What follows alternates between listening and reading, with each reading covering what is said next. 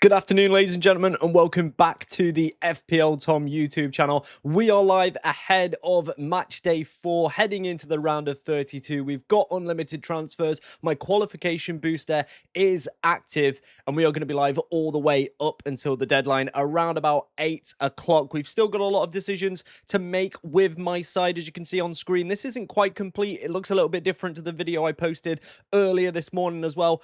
I'm still really unsure what I want to do, to be honest. Lots of changes are probably going to happen throughout the course of this deadline stream. Monitoring player ownership is going to be a big part of that as well, and finalizing that team on the deadline. We're also going to be helping you guys out as always. So get your questions in, get your team sent in for review into the Discord server as well. Of course, you can join that completely free for 7 days. There's so much great stuff going off over there as well. And yeah, I mean, things are going really well. We're currently, where are we in the world? Let's have a look. I think we finished on 103 points in match day 3. So a pretty decent total, to be honest. We're currently sat 34k. I don't think that's awful, to be honest. I think a few different decisions had gone our way. A better 12-man pick in match day 2 rather than Harry Kane. We probably could have been within the top 10k right now. So it's very small margins on where ultimately things have fallen down for us. But still, 34k. I'm pretty happy with that. Definitely, you know, over the past couple of weeks, we can still make some pretty decent ground. And like I said, probably get ourselves within that top 10k this week would be the aim, unless things really, really go to plan. But yeah, like I said, pretty happy about the team, how it finished. Again, there were maybe 1 or 2 decisions that we could have made a little bit better and got more points. But again, getting over 100 points is still fairly decent. Heading into this round then, like I said, a lot of this team is still up for grabs, to be honest. I'm really trying to figure out what is going to be the best strategy for the ultimate transfers. Like I said, we're going to play the qualification booster, so we're going to be looking to have as many players that should qualify for the next round as possible. That is the aim with this side. But ultimately, it is proving a little bit difficult and a little bit tricky, to be honest. I do think there are going to have to be some sacrifices that are made. As you can see with this side, the sacrifice that I have made is taking out Yamal. But again, I'm also thinking, is there a way that I can get Mbappe, Messi, Kane, Vinny, Dembele, and Yamal all into one side? There is a way to do it, and I can show you that. But again, I'm really unsure what is going to be the best course of action across the next few game weeks as well. Medellin, I'm not 100% sure on. Like, the defense for Argentina does seem a little bit of a minefield. That's why I'm tempted to come away from the 2 defenders from Argentina, just because it feels like a real big minefield. I want 3 Argentina players because realistically they have great opportunities to qualify for the for this round. So, you know, pretty locked in already on 6 additional points from the players there. They play also fairly late on, so again, it would just be nice to seal that extra few points in the bag if we need them. So, yeah, it's just trying to predict who's going to play within that back line. The ones that I've gone for here are Martinez and Molina. Now, again, both of these look pretty decent. But again, we're going to have to wait and see. Why did I remove KDB? It was looking likely that they were going to face off against South Korea. That unfortunately didn't pan out, so now the fixture is a little bit more difficult. Again, maybe I could pick KDB back up in the round of 16, but for now, I think there are better options to maybe target, given how the fixtures have kind of panned out. So that was primarily looking at who potentially KDB could have faced off against. Unfortunately, it wasn't to be South Korea. If it was South Korea, KDB definitely would have been an option. But I think given the kind of, you know, low percentage of goals that they're expected, I think there are better picks to be ultimately coming out, to be honest. But yeah, that's why I've shifted on KDB. It's not that I don't think he's a bad player. Again, I just think looking at some of the midfielders that we've got at our disposal and also looking at the projected goals, we can see that maybe he will be. Now, this is the thing with Montiel as well. Why will Montiel start? He came off at halftime in the first game, then was completely dropped, didn't even feature in match day 3. So I'm trying to figure out that Argentina defense, really. So yeah, it's a little bit of a difficult one. Please don't spam in the chat. We will answer questions when we get to them. Personally, mate, I would go for Dest ahead of Douglas Luiz. Yeah. Medellin might not play. Again, like, this is the problem with the Argentina defense. Some of them might not play, so trying to predict who's going to be playing is ridiculously hard. A lot of people not keen on Molina. Again, it's so hard to call. I think Molina should be okay. But again, it's a difficult one. I don't mind double England defense. I think Konza, because he qualifies for scouting bonus, and maybe looking at Nico O'Reilly could be the plays to go for there. That's probably where my mind would shift with that one. I think he will start. It's, again, there's Tagliafico who could also play as well. I've gone Alex Freeman. Yeah, not a bad option either. Not a bad option either. Is it worth dropping Vinny Jr. for triple France?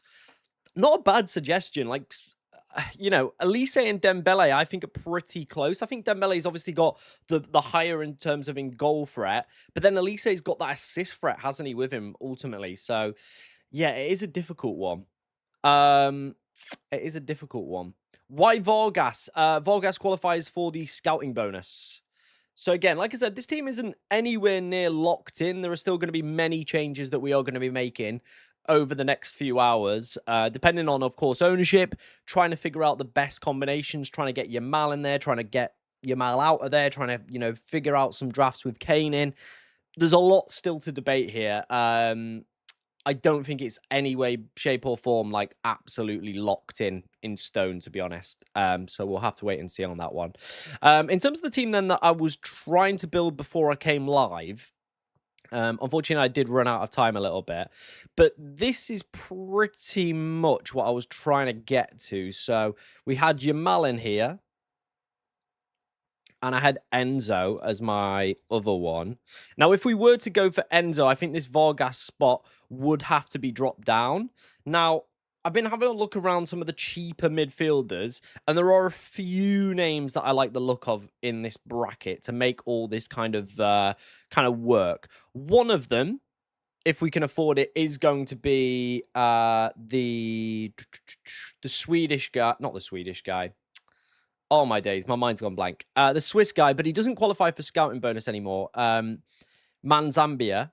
And then that would give us 4.5 million to go and get a defender, which we very easily can go and do. There's lots of great cheap Canadian ones we can take a look at. We could also maybe go for a Colombian defender in here instead. And then obviously change out the goalkeeper spot and potentially look at the Canadian goalkeeper, or go for, you know, some other routes there. I think there might be a Spanish player that comes in at that price point. Correct me if I'm wrong. I could be wrong on that one. But yeah, I want Vargas in there. Otherwise, we probably... Oh, I could go for McAllister here. That could also work. If we went McAllister, then we could change out him and go back to Vargas. That gives us 4.2 million. Very achievable to go and get a defender for that price point. Let's have a look. Who have we got around there? Maybe a Canada defender like Johnson, potentially. Don't mind that. So this guy's minutes been like 90. I don't hate that. Double England defense, yeah, not a bad play if you want to go for it. Someone's spamming in the chat. Let's get him out of here. Sorry, guys. I couldn't see the chat in my view. He is getting permanent banned. Boom. Can't be asking people spamming.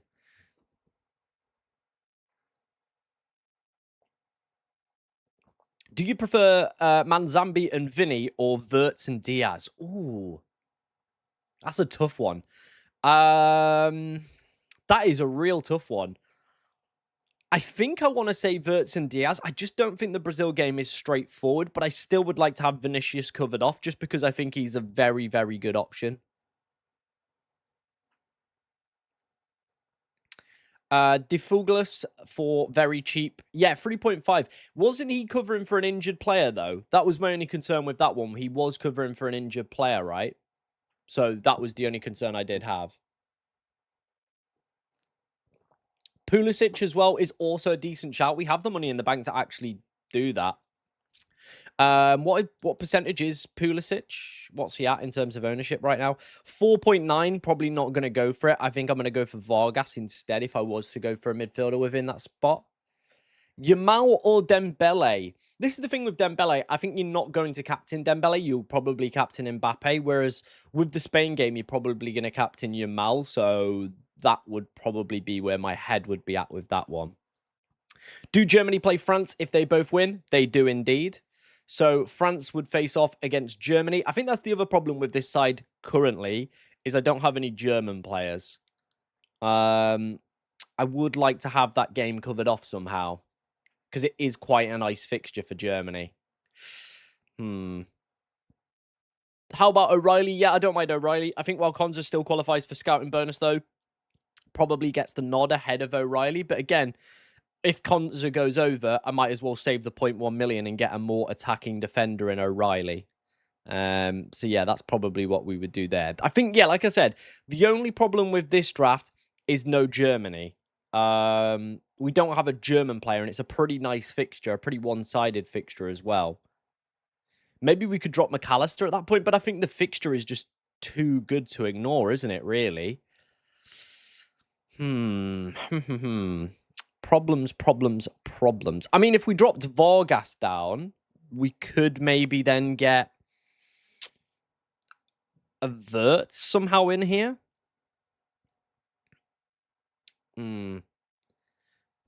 So yeah, that's not bad.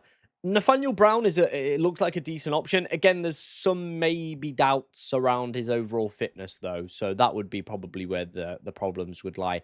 I don't mind Kimmich. We've got Jonathan Tah as well, who qualifies for scouting bonus. Could be worth a look at. So yeah, those would be the ones I would go for.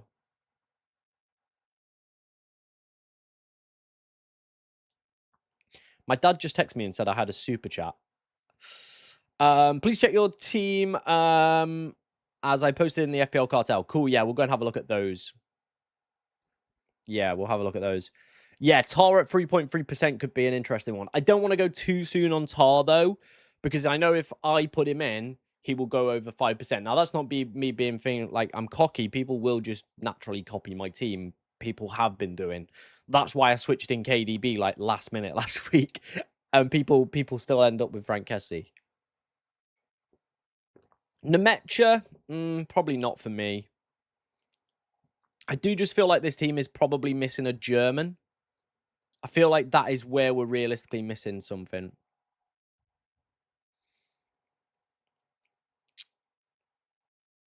Vinny or Yamal? Ooh. I think it's a better fixture for Spain, you know. I would be tempted more with Yamal, but I think given the form that Vinicius has showed over this tournament, I just don't think he's a name you can realistically ignore, to be honest. Why did I sell Ream? Ream was purely in the last team for budgetary concerns. Now we've got Dest. Like, they're very similar in terms of, like, overall projections where I would put them at. So, yeah. Leroy Sané at 1.4% could also maybe be worth having a look at. Yeah. Dej Spence at 0.5% as well could also be pretty decent, to be honest. Yeah, I don't mind the look of Dej Spence. If you are enjoying if you are enjoying today's stream, make sure you are hitting that like button. Make sure you're hitting subscribe as well. It would be great if we could hit 32,000 subscribers in today's stream. That is the overall goal. So if you are enjoying the content, make sure you're hitting that like button. Make sure you are subscribing for more content on the channel. And yeah, we'll keep things ticking on. I like the look of Munoz as well. Munoz is decent. The only problem is he just doesn't get bonus, does he? But other than that, he is a very, very good attacking option to consider.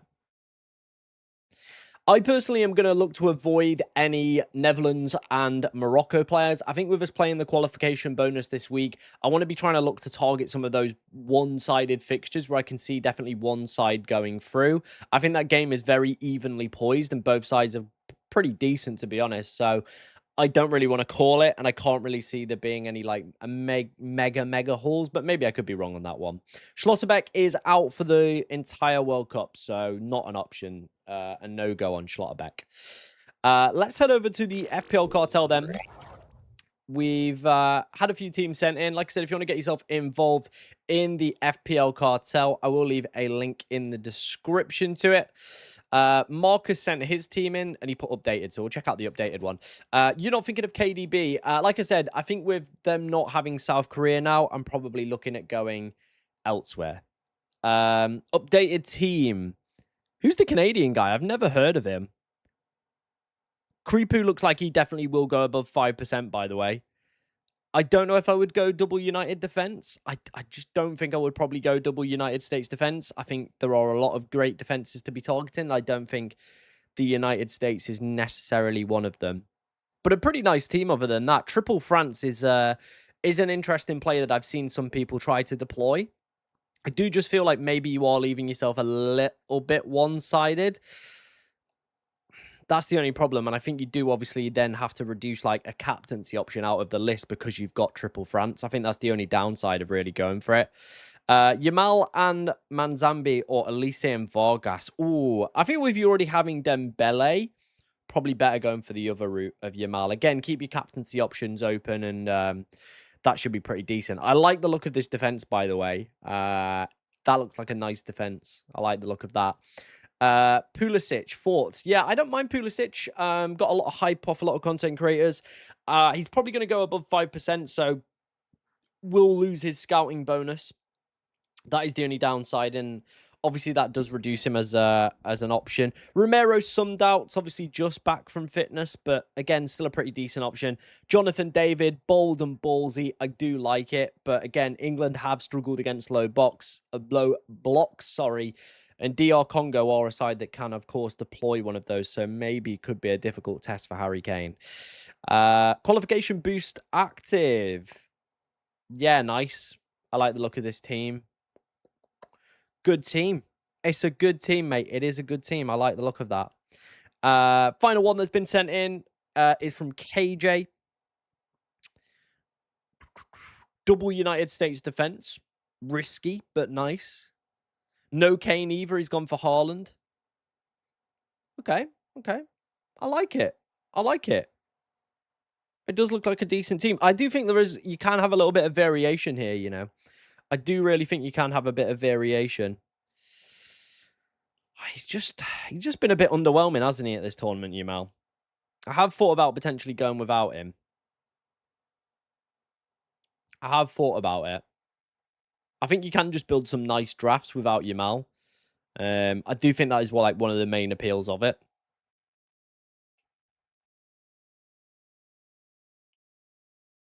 Because if you go without Yamal, you can go Wirtz. That can go to... Well, we could do it to Enzo or we could do it to Diaz. Like, you just can build a better team. And then we can take out him, and I don't think we can quite afford Jonathan Tah. No, we're 0.1 over, but then you can just swap him out for Nico O'Reilly. Like, dropping Yamal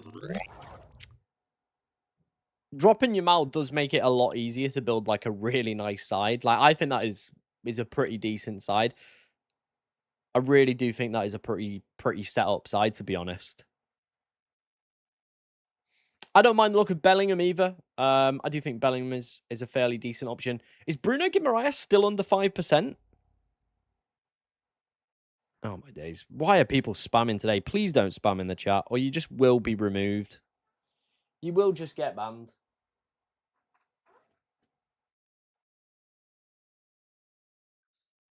Yeah, anyone spamming is just getting banned today. I can't be arsed.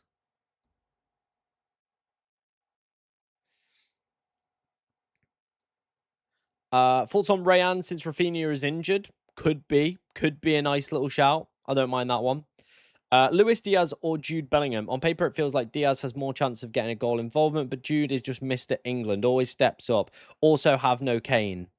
Not a bad option then, is it? To have Bellingham. I do feel like if you don't have Kane, you probably still want some sort of England option. So I feel like you do then have to go Bellingham.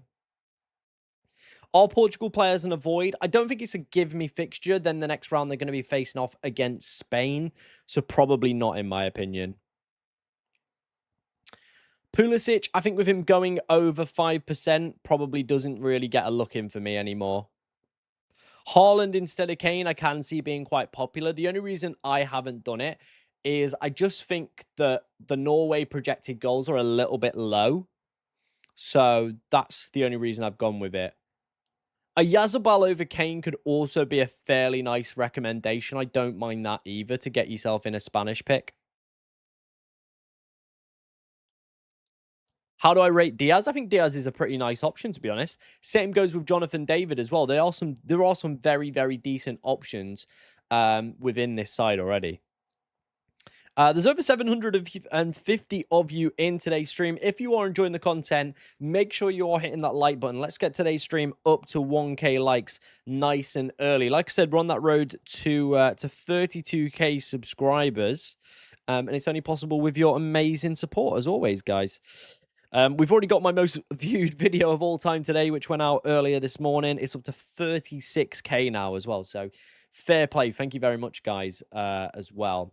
Someone said, what is the qualification booster? So the qualification booster automatically gives every player that qualifies within your starting 11 2+ points if their team manages to win the game. Oh, my days. Imagine logging in on a different account to spam the same thing in the chat. Like, what are you, 12? Anyway, he's gone. Afternoon, Abby, hope you're doing well. Bruno G at 4.6. I'm shocked by that one. I thought he'd have been a little bit higher, you know. I honestly would have thought he probably would have been a little bit higher. Yeah, I'm using the qualification booster. Kane, Diaz, Cunha, Elise. I'm not really feeling Cunha. I do think there are probably better forwards that come in a little bit higher ahead of Cunha. Florian Balogun is a very interesting shout. Is very interesting. I do like the look of this draft, though. The Yamal-less draft does look pretty nice. It is just scary going without Yamal, ultimately, isn't it? I'm thinking of going with Salah. Not a bad option. Not a terrible fixture either. Yeah, Manzambi, I think, was a great shout at 5.6. Still very good and a great enabler. I feel with the qualification bonus, though, he was an even better option. It has just downgraded him a little bit. So I feel if you've got the extra funds, go and get Vargas because he then qualifies for the scouting bonus. De Kuiper, again, I think there are just better defenders to be selecting ahead of Belgian ones ultimately this week. Next round, they face off France. So one guy you were taking out for sure. Yes, but it's a nice 1 week fixture. Again, reminder, we get 4 free transfers. So we get 4 free transfers next week. Colombia will have a nice fixture. They'll face off against Switzerland. I'm happy to keep both my players there. France and Germany, absolutely anything could happen in that game. But again, we've got the 4 free transfers in hand. So it probably would be a case of switching out Wirtz and looking maybe to, for example, looking at a Brazilian player or maybe looking to go for another England midfielder like Jude Bellingham, for example. Like those could be the options we could look to do here. Bruno G's just been getting the points, hasn't he? And has set piece share. Also has tackles and has also qualified for the chances created bonus as well so far. Has old Bruno G. I'm not feeling the love on the Metcha. I'm really not feeling the love on the Metcha. I don't know why. I'm just not seeing it. I'm not seeing it.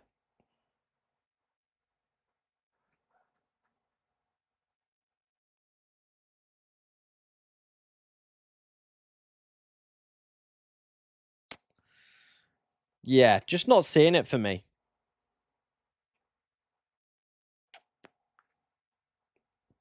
Cunha, again, I don't know if I'm seeing the Cunha hype. I don't know if I'm seeing the Cunha hype. Who am I captaining? I mean, captain doesn't really matter in this game. You just swap it round, don't you? So we'll be swapping it round to every single player. Obviously, the sides that I've got 2 players from, Wirtz will probably take it for the Germany game if we stuck with this side. Mbappe obviously takes it for the France game. Kane takes it for the England game. And Messi obviously takes it for the Argentina game if we get to that point as well. So yeah, 4.2 million. Kripu, Rangel from Mexico, also a fairly decent option. The Egypt goalkeepers under 5% as well, and 3.5 million as well. So fairly decent as well. Jonathan David as well. Yeah, there are some decent striker options. Like I said, we could also look at taking Kane out of this side. That could also be a plausible play. We could look to go for... I think I probably would go Florian Balogun. I feel like he would be the striker we would go for. Then we've got a shed load of money. Like, genuinely a shed load of money in the bank here. Like, we can take out Kane. And we can really get a very, very decent side here. Like, that is ridiculously good, isn't it? That is an unbelievably good side. I feel like we probably maybe would need a bit of England coverage, though. So maybe Wirtz would drop out for, like, Jude. Like, if you do drop Kane, you can get a very filthy side, can't you? Like, that's all from dropping Kane. And look, like, I think it's just, like, the sacrifice you have to make. Like, you've either got... You can have an unbalanced side with Yamal or Kane in it, or you take one of them out and the side just does become very, very good, doesn't it? It is just the scary part of Kane being about 40% owned, and same goes with Yamal being about 40% owned, that either of those guys do anything, you're staring down the barrel of a big red arrow, aren't you? But I do like the look of this side. I do think it is it's a decent bet. It is a decent bet. I'm interested to hear what you guys think. I've asked in the chat, are you buying Yamal? 57% of you have said yes. 43% of you have said no. So a lot more people going without Yamal than I first thought. Get your votes in for that one, and then we'll do one for Kane in a second. I don't understand the captain stuff. So you can change your captain after every single game. So you could just keep swapping the captaincy round. So there's not like FPL where it's just one set captain for a game week. You can continually swap round that captain. So you start with the first games that are to be played. Then, as if the players don't do well, you can swap that captaincy round and keep moving it on. So yeah, there you go. I hope that clears things up a little bit for you. Munoz or Kimmich? That's a toughie. I think I'd go Kimmich. Triple Colombia too much? Maybe a little bit. Maybe a little bit. I know they've got a nice fixture, but you never know with the way that Ghana play. Elise over Yamal. I don't mind it, but then I'm like then conscious of who do you copy? Who do you captain? Sorry, after that would be the concern. That's why I'm not 100% keen on like this triple France midfield. I do like it, and they very easily could all go and absolutely smash it. But I'm just thinking in terms of captaincy, I would like to have as many captaincy options as possible. Yeah, my qualification booster is active for this game week. Yeah, it's active for this game week. Thoughts on Tagliafico? Again, I just can't guarantee the minutes, I'm afraid. But we'll wait and see. We'll wait and see what happens.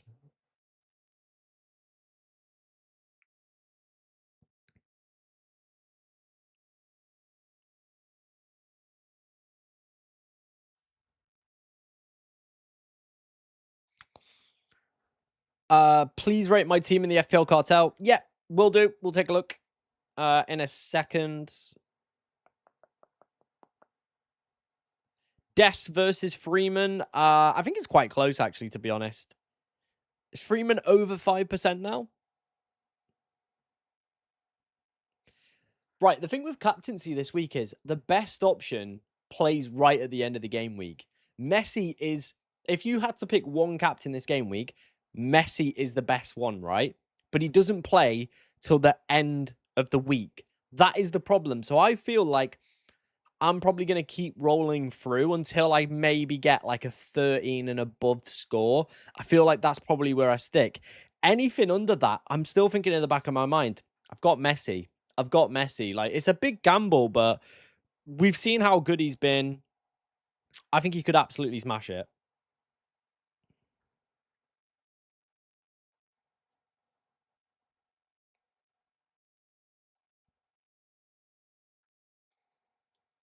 Spence or Konza? Ooh, I do like the look of Spence. If he is going to play right back, which is very likely given the injury that was picked up last night, could be a decent bet, you know. Could be a decent bet.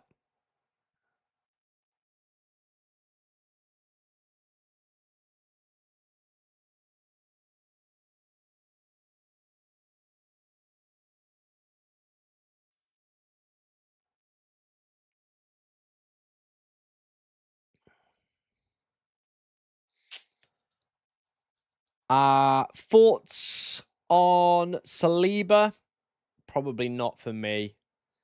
Yeah, I'm not the biggest fan of Saliba.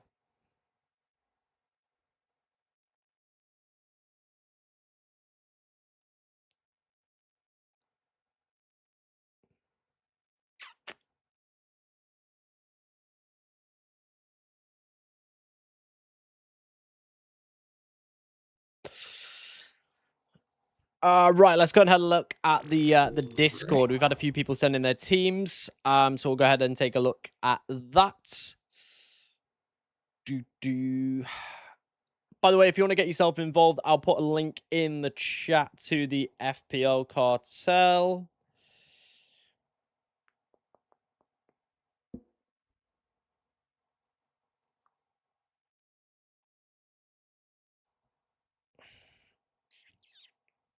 Right. There is the link for that. I'm going to pin that. Pin message. There we go. So if you want to get yourself involved in the FPL cartel, there is the link to do so. Spent a while on this one. Llorente, some doubts on whether or not he would play. Mahrez is probably a no-go for me, in my personal opinion. I just don't think Algeria are that good a side, and I don't think they'll do the Swiss in. Maybe I could be wrong on that one. I know he scored 2 the other night. But again, you've got two players playing off against each other here. I don't think I would have Mahrez for me personally. I don't mind Dembele. I don't mind Vinny, Bellingham. All good picks. Haaland. The Argentina free. I get it. Yeah, I just think for me, probably Mahrez isn't the guy I probably would look at. Yeah, I don't think he would be the one I'd probably go for with this one. By the way, if you are sending your team into the FPL Cartel Discord, please make sure you are using the deadline section and then come to my stream section. So me and Tom Golden Goal, who we both run the Cartel Discord together, he has his section, so GGF stream, and then the FPL Tom stream. That is where you need to send your teams in if you want them reviewed by us. Hopefully, that is all clear as a rose, I guess. Balogun or Haaland? Ooh, that is tough. I probably would have them about like the same in terms of potential scoring ability. I think Balogun maybe because of the fixture and because of the scouting bonus as well could be a nice option to look at. Yeah, we're going to use the qualification booster. We're going to use the qualification booster. No, you can't move someone back. So if you take captain off somebody that's already played, you cannot revert back to them. You cannot revert back to them.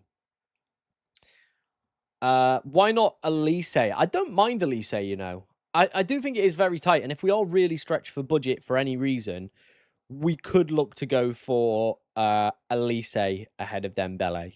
We really could. I've got Brown in my side. Is it worth ditching him for Tar? Attacking threat versus sub 5% ownership. I think that's the ultimate big play, isn't it? With maybe some doubts around Brown and his fitness as well. Like, he should be available. It looks like he should be fine. But yeah, there's always that doubt in the back of my mind. Messi will be on the bench because, again, he plays further down the game week. You can just sub him in for players that haven't already played. There you go. Bruno Guimaraes is solid. I think as long as he remains under 5%, definitely would be an option I would probably consider. Yeah.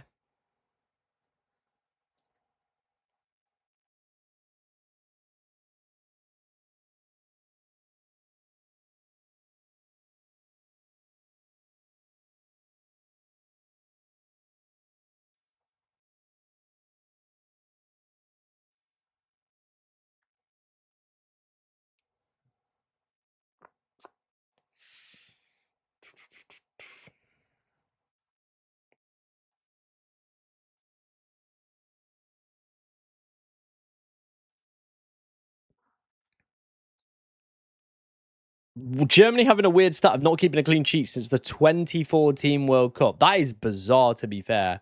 That is a very, very bizarre stat to them, to be fair. It is a weird one, isn't it, that? Manzambi, yeah, was... I still think he is a decent option. Unfortunately, he's just over that threshold, isn't he, really?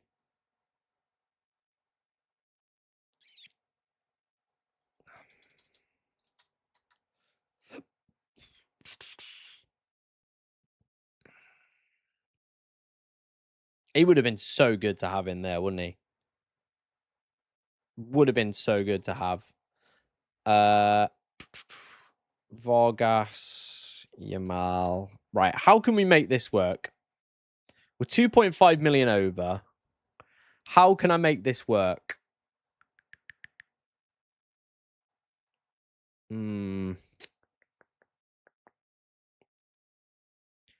How can I make this work is my question.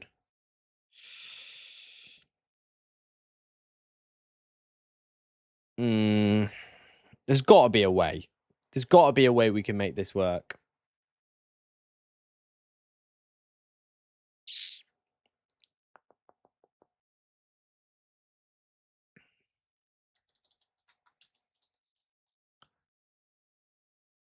Right.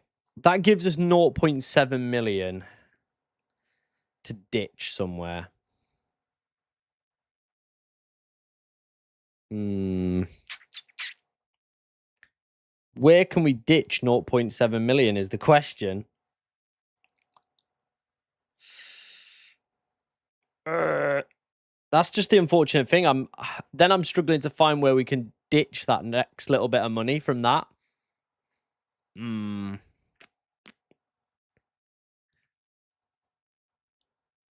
Dest to Ream. I've seen some people say that maybe Richards might play. Swap Diaz out. Pulisic going over 5% probably kills him as a pick for me. I mean, we could drop him down to...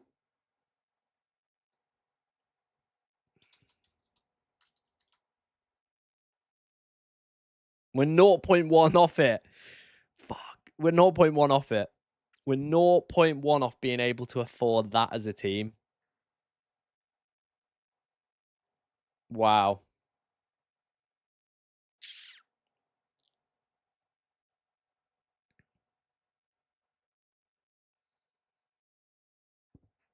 I do think this team it's so close to being perfect. Chat, how can we get this down 0.1 million? How can we get this down? Maybe I take out Cucurella and go Kabassi? Would that do it? Would that be the one?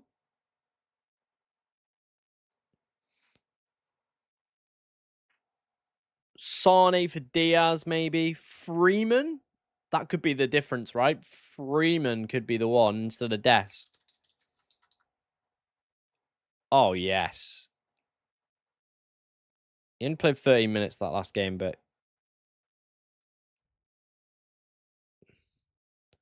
I mean, it's possible. It is possible. That's not a bad that's not a bad side, is it? It really isn't a bad side. It is not a bad side at all. The problem with Manzambi, doesn't qualify for scouting bonus now, which probably does knock him down a little bit, in my opinion.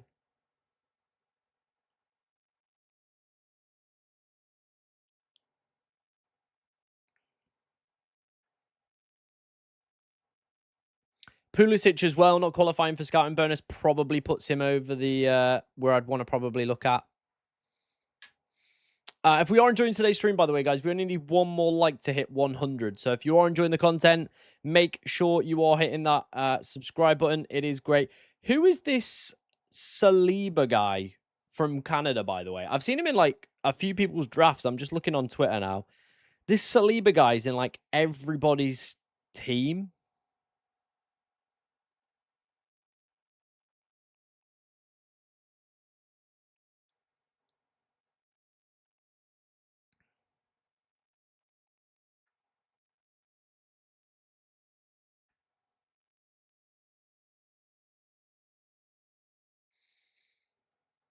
Brobby or Balogun? I probably would go Balogun.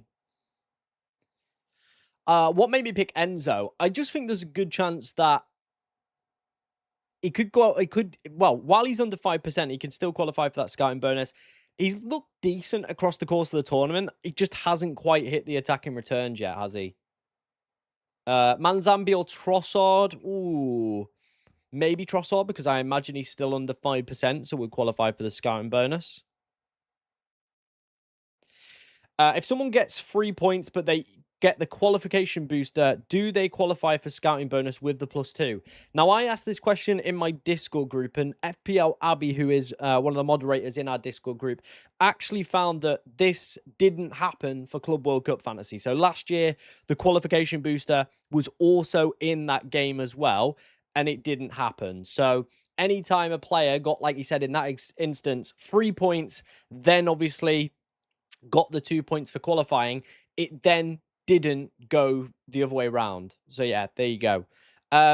Medina, I haven't gone for because I'm a little bit unsure whether or not him or Tagliafico play. Molina, again, there's Montiel who could play, but again, there's just so much up in the air with these Argentinian fullbacks. It does make it really difficult to find out like who the best one's going to be. I probably would bump Elise above Saka in my personal opinion. Box-to-box midfielder, likely instead of play of Kone on for him, and scored. He is a good midfielder, one of Anderlecht's best and valuable players. I'm from Belgium. Okay, nice. Jonathan David, yeah, could also be a decent option, sorry, for the scouting bonus as well. Okay, maybe he's worth having a look at, this guy. I genuinely haven't come across him yet. So yeah, we'll take a look at him.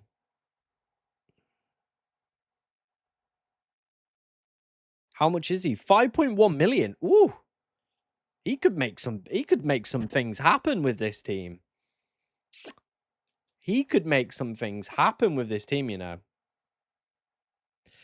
Molina, Medina, or Lissandro. I think for safety, I probably would go Lissandro. Thanks on the most viewed video as well, man. Really do appreciate it. The World Cup content, by the way, guys, you've been absolutely loving it. So, yeah, do keep it coming. I do like the look of this guy, you know. Saliba. He does open the door up a little bit. If we get him in, what we got left? 1.9 million. That can go straight back to Diaz. Bosh. Then we got 1.4 million in the bank. We probably upgrade this spot. I do just feel like we probably upgrade that spot. I mean, we could just chuck Martinez back in. Oh, he does open up a lot of doors, doesn't he? He really does open up a lot of doors, that guy. Wow. And that midfield is absolutely stacked with talent, by the way. Kane, Messi, Mbappe, Vinny, Yamal, Dembele, Diaz. That is an absolute joke of a midfield, by the way. Wow. Wow, wow, wow, wow, wow.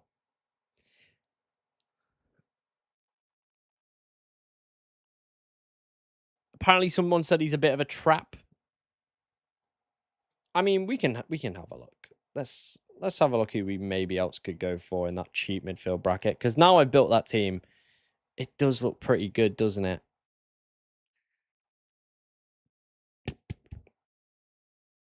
There aren't many great players around that price point, ultimately, are there? There aren't many.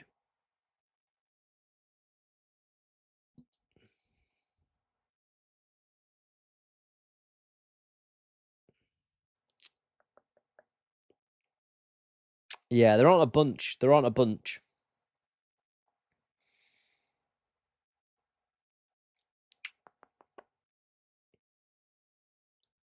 There aren't a bunch. Not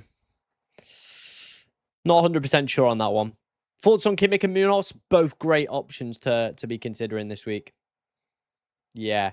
Probably would go Diaz ahead of Pulisic. I probably would say Vargas is better than Bruno this week. I just think Portugal, if we look at the projected goals, we can go ahead and do that. By the way, this is also available in the FPL cartel if you want to get yourself involved in it. So what we can see is England have got fairly decent projected goals, 2.03. This is why I've dropped KDB out on my side for people asking me. As soon as this fixture went to Senegal, the projected goals slumped off a cliff. The United States aren't terrible projected goals, better clean sheet odds. Spain, fairly decent projected goal numbers. Switzerland aren't that high in terms of their projected numbers here. 1.39. I was expecting a little bit better, to be honest. I was expecting a little bit better. Colombia at 1.64. Argentina with 2.53. So pretty nice fixture for them. The reason I've got my cheap Egyptian goalkeeper at 3.5 million is they've got a 42% probability of a clean sheet here for 3.5 million. I might as well take that gamble on that guy. I might as well take the gamble on that guy. I mean, that is just one stacked out team. It is one stacked out team. It is one stacked out team. I think we're going to revert back to what we had, though. Vargas, Enzo, and get rid of Martinez. Enzo, and then we had De Forgless in there like that. Again, we've still got Kane, Messi, Mbappe, Vinny, Yamal, Dembele. Like, it is an absolutely stacked unit, isn't it? It is a stacked unit. What's people's ownerships at? We're going to get an update in a bit. So who are the ones I've got to watch for? Molina, Vargas, both my goalkeepers, De Forgless, Fernandez are probably the ones we got to look out for. Okay. Deadline is at 8 o'clock, so we've got ages. We've got absolutely ages to get all this locked in. My start on 11 won't be done until later on. Like I said, we're still playing around. Please don't spam in the chat or you will be ejected. Canada's projected goals, what were they? Canada. Where are they? Am I blind? Am I blind or can I not see Canada on this list? I can't see Canada. For some reason, Canada haven't pulled through. I don't know if this is a date thing. Let me get the FPL Joe ones up. Maybe a date thing. It's just not quite pulling through. Right. So where are Canada? 1.6 projected goals for Canada here. So yeah, Germany very high. That's why I've been kind of looking at German players like Wirtz. I have been flirting with them a little bit. France, obviously, very high projected goal numbers. England, fairly decent as well. Same with the USA. It is just trying to nail down that attacker. Spain, not like amazing for Spain, but still pretty decent, 2.17. Argentina, obviously, blowing everybody out the water. Portugal's aren't terrible, by the way. Like, they're not awful. So if you did want to look at a Bruno, I still don't think he's the worst option in the world. It is still Bruno Fernandes at the end of the day, isn't it? Still is Bruno Fernandes.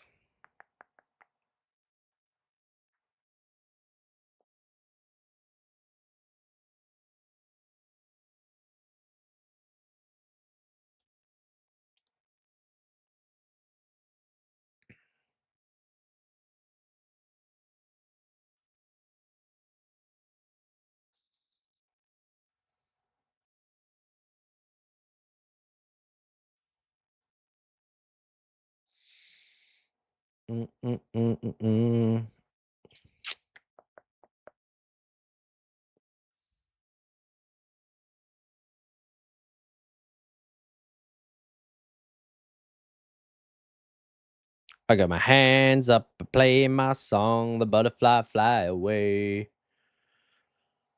Dej Spence could also be pretty decent. Who takes pens for the USA? It is Pulisic who will be doing that. It is Pulisic.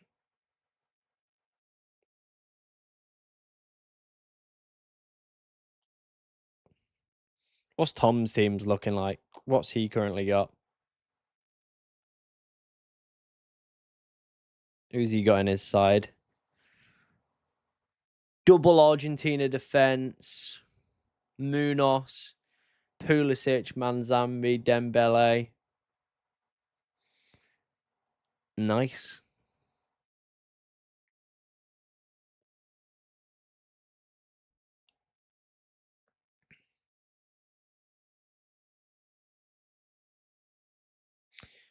I don't mind having Hakimi and Dumfries. I do think they are, look, they're still great options, aren't they? They're always going to be great options to consider. Yeah, not for me. I don't have the France pass map. You're probably confusing me with Gianni. Gianni does all the pass maps. I don't do that. Gianni will be your man for pass maps. Konzo does qualify for scouting bonus as well, so we could maybe look at him.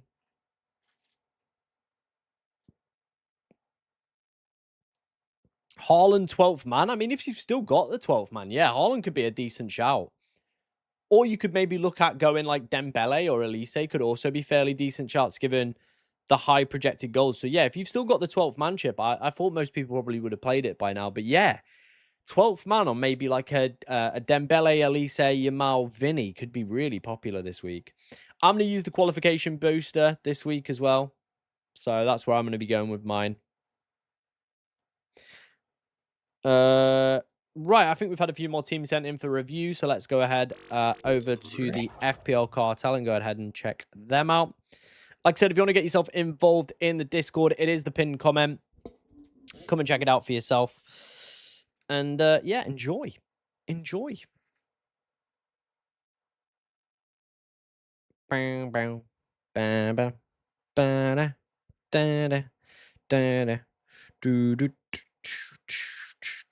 Wow, we've had a lot sent in. We have had a lot sent in, boys. Rate my team. Dest, Menino, Munoz, Pulisic. Pulisic gone down a little bit. Okay.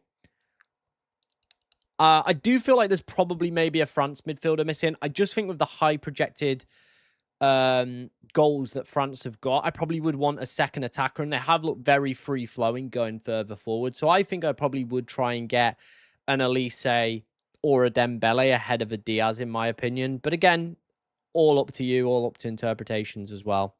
Fort's qualification booster active as well. Double England defense. Interesting. I kind of like this team, you know. I do like this team. Kripu probably going to have to monitor whether or not he's going to go over the 5%. That's probably where I would maybe be looking. Konza as well could very easily go above 5. And I think if Konza goes above 5, probably not going to be worth it, in my opinion. Did we do that one? No, we didn't. Again, probably wouldn't have Nuno Mendes. I just think Portugal aren't on the greatest side of the draw, so probably would look at other premium defender options. You've already got Germany in there. Maybe, again, you are missing like a France defender, for example, could be a nice option to potentially take a look at. I just think Portugal don't have the greatest projected clean sheet odds this game week. I think there are better players that qualify for scouting bonus that could have bigger impact. So probably that would be where the change would probably look to go for there. Hopefully I'm set now. Des, Kimmich, Cucurella, Vargas, Dembele, Salah. A lot of people liking Salah. I mean, it's not a terrible fixture, is it? He could definitely do something this game. He really, really could do something in this game. Jonathan David as well. Different options. Spence, yeah, looks likely to play. I don't mind Spence. Krupa and Konza with this one, probably going to have to monitor their ownership. So, yeah, that's probably where I would look at. Midfield looks stacked. Forward areas look stacked. apart from no Messi. I think with the run that Argentina have, you have to have Messi, in my opinion. I just think it's ridiculous, like, that run that they've got. Charlie sent his team in.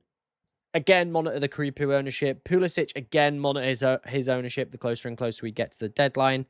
Manzambi, I mean, is a great enabler, isn't he? But I feel like maybe some of the value's gone because of the scouting bonus. But again, who else are you really going to look at? So still a nice, cheap option that should do quite well. But maybe the scouting bonus could potentially be used elsewhere. Abby says she thinks she's locked in. She's gone Pickford, Cucurella, Martinez, the cheap Canadian defender, Manzambi, Elise, Vinny. Oh, that is a nice midfield. I like that midfield, Abby. That is stacked, isn't it? Yeah, absolutely stacked from Abby. You love to see it. You love to see it. Like I said, guys, if you want to get yourself involved, head over to the FPL Cartel Discord. Link is the pinned comment. And yeah, get yourself involved. I'm just trying to see what difference we can do with my team, to be honest. I think that is what I'm trying to figure out. What can we do with this team? Who is missing that I would like to have in this team? I think one player that I would like to have would be Diaz. Like, I do think Diaz looks like a decent option this week, right? Diaz looks like a fairly decent option. So he's probably one that I would like to have. But again, I mean, we could afford it if we went Vargas to Manzambi, and then we could go Fernandez up to Diaz. We'd have a lot of money left over in the bank as well. So could upgrade and go double Argentina defense. Haaland missing. Again, I think you've just got to make that choice, haven't you, really? Where I think a goal and qualification boost, because England should qualify for Kane, could outweigh what Haaland does. So, yeah.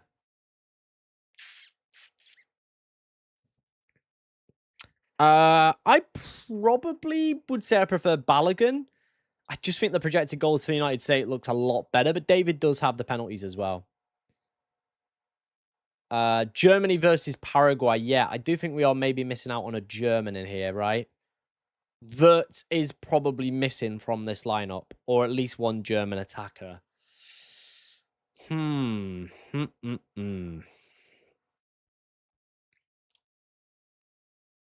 Yeah.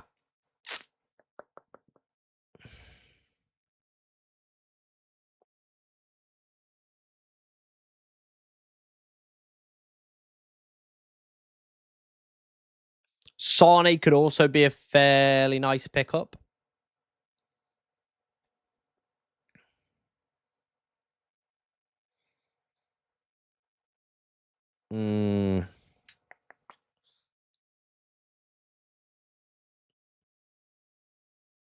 Yeah, I do feel like we maybe need a Germany player in there.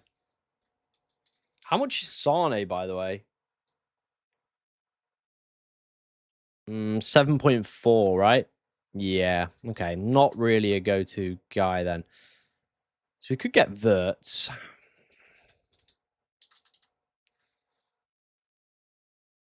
Leaves us with 0.5 off being able to do that. 0.5 off. And where do we really save in this back line, to be honest? That's the... Like, I feel like we're already on, like, the shoestring options. I guess the 0.5 could be we drop Dembele to Elise, and that then becomes affordable. That, unfortunately, that genuinely might be the play we go for then.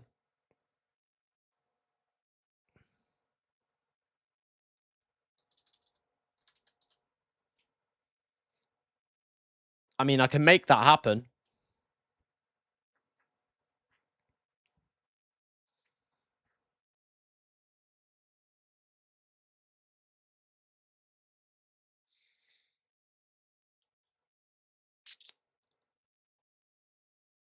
Molina should play. Again, we're still having a lot of the debate about who's going to be the certain defenders playing and stuff like that. That is a pretty nice attacking lineup, isn't it?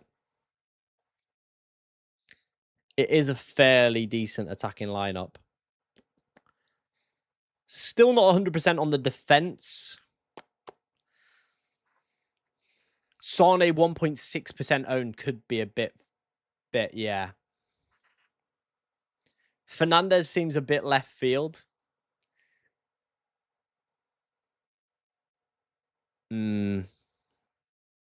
Yet to deliver, but I mean, the fixture is great, isn't it? The fixture is fairly decent. He's been getting like tackles as well. I think one of the games he came away with 8 tackles. So yeah, not really done much yet so far this tournament. Yeah, this was the game where he picked up tackles. Sort of came away with 4 points. Again, like I said, hasn't really done anything in terms of point scoring, but the underlying data hasn't been terrible. Qualifies for the scouting bonus, and this fixture just is great. It just is a great fixture where he could come away with a nice haul.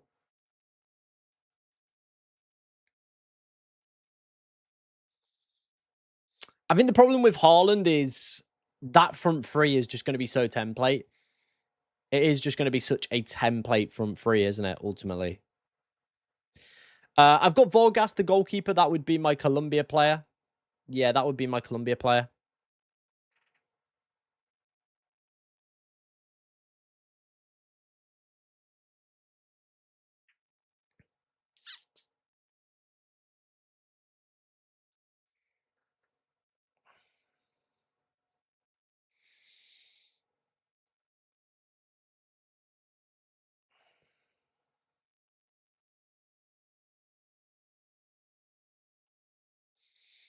Nemecha, again, I'm not feeling it like massively. Yeah, I'm not feeling it massively.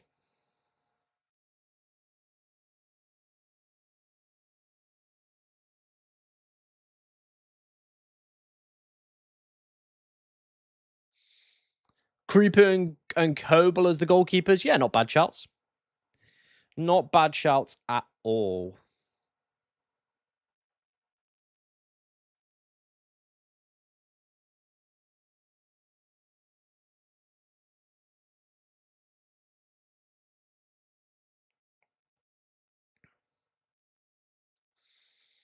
Diaz or Bellingham? Ooh. That's a toughie.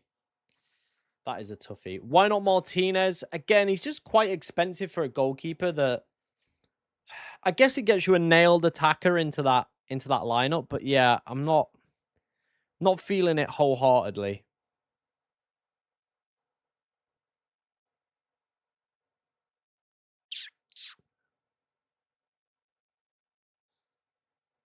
Rangelen Freeze as the goalkeepers. Yeah, not bad.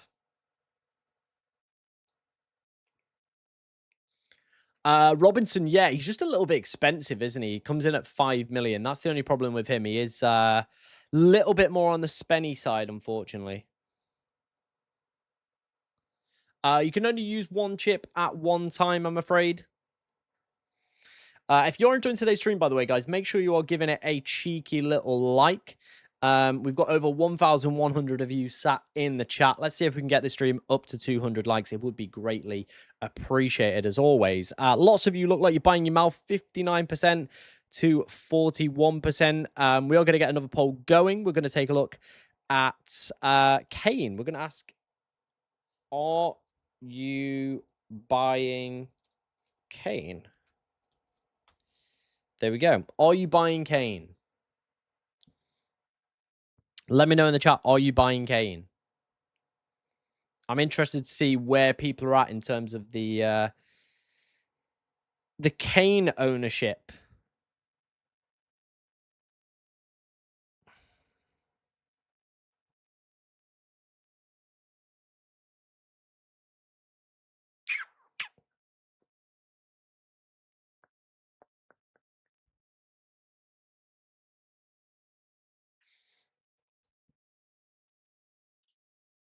Diaz Morocco or Diaz Colombia?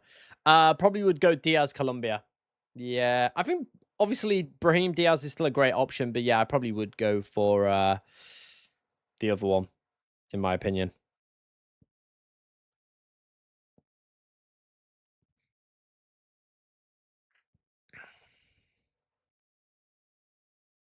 Dead Spence. How much is Dead Spence, by the way?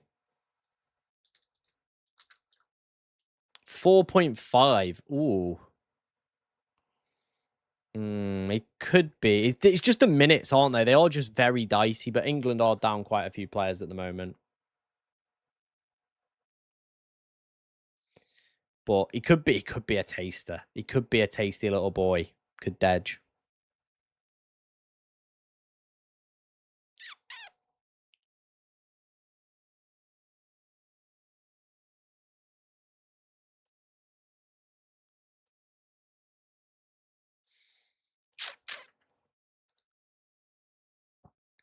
How many transfers do we get in the next round? We get 4 transfers. Yeah, we get 4 transfers. Molina should start. Again, there's a lot of debate with the Argentinian defenders. There is a lot of debate with them on who's going to start and who's not going to start. It is quite up in the air. I think if you're looking for a solid option, Lisandro Martinez will probably be the one.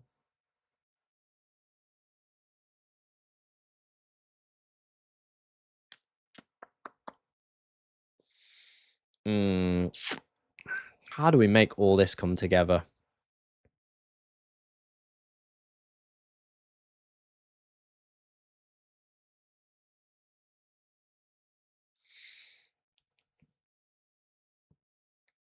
Looking at the chat in terms of the Kane poll for this game week, 53% of you are buying Kane. So it seems very kind of touch and go, doesn't it, in terms of Kane and Yamal?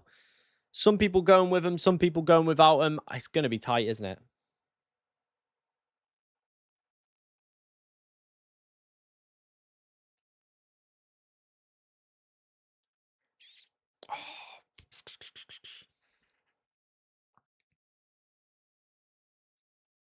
I don't mind looking at 3 French attackers. I don't mind it. Look, they've got a great fixture.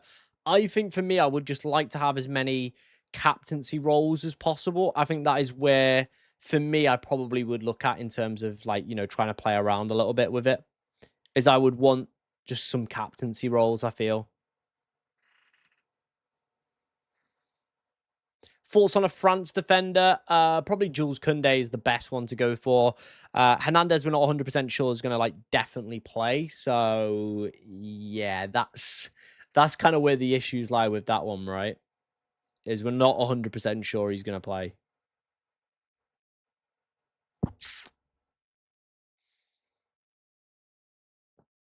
I'm still really unsure what to do with my team, as you can probably tell. I'm still really unsure what the best strategy is going to be. Diaz, where's Pulisic in terms of his ownership? What's he at right now? He's on 5%. That is annoying. That is annoying. I feel like he would have been a great shout if he was over it. I think we've had like an ownership bump update, haven't we? Yeah, 3.2, 2.8. They both look pretty solid. O'Reilly was always over. The Forgless is fine, well under.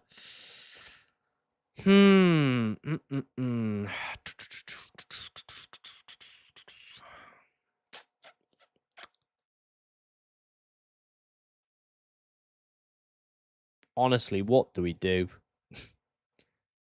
As you can tell, I am very confused. What is the best strategy to really go for, to be honest? I am a little bit confused.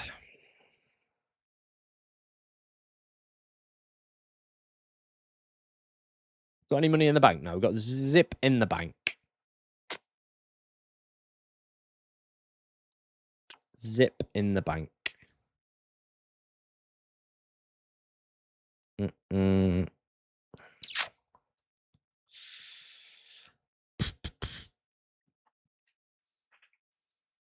Bruno Guimaraes still under 5. Yeah, looks okay. Again, I just don't think I want to go double Brazil. I don't think it's the easiest, like, gimme, is it?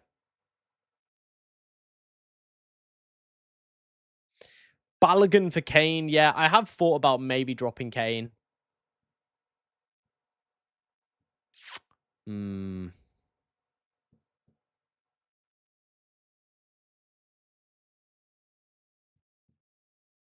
Is Ream or Thingy going to play? Ream or Richards?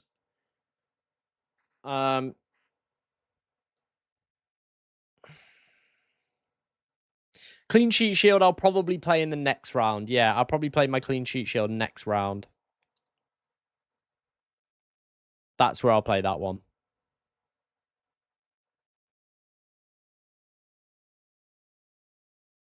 Will Konza rise above 5? I reckon he probably will, yeah.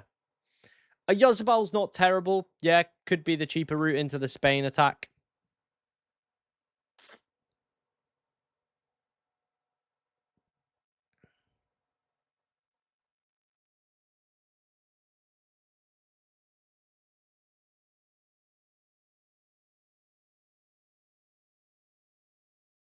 I just want Diaz. I do want a bit of Diaz, you know. I don't know why. Something's telling me to go for Diaz. But I feel like we need probably a little bit of Germany coverage. Like, the projected goals for Germany, where are they? Germany, 2.25 is very high projected goals.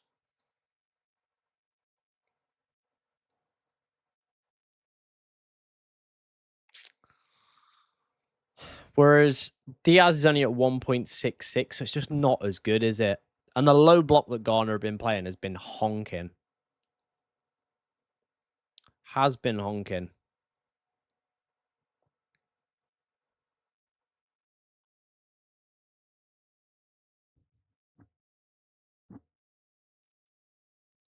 Yeah, I don't mind Munoz. McAllister is also another one we could look at. Yeah. There's DePaul as well. Rodrigo DePaul.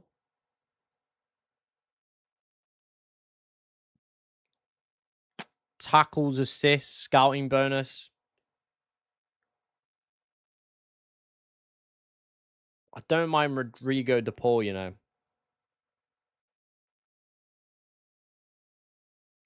Or like you said, there is McAllister as well.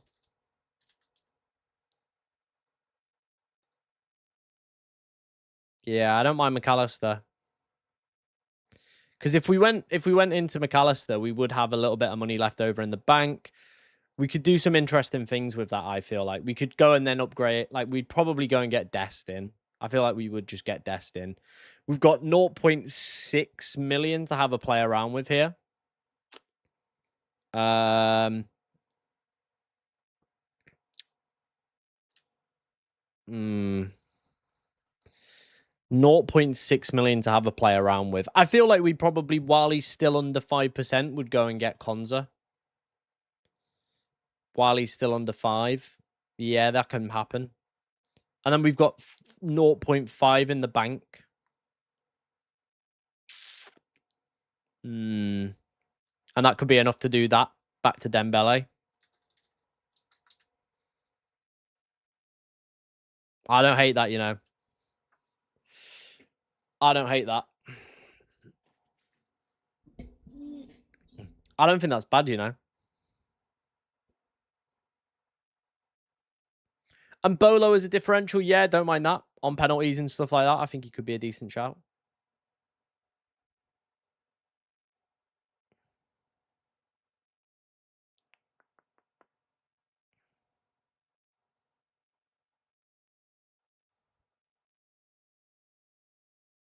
You don't have a French or German defender, should take out Cucurella. I think Austria are scoring anyway. I think Spain have like one of the best projected clean sheet numbers for this game week.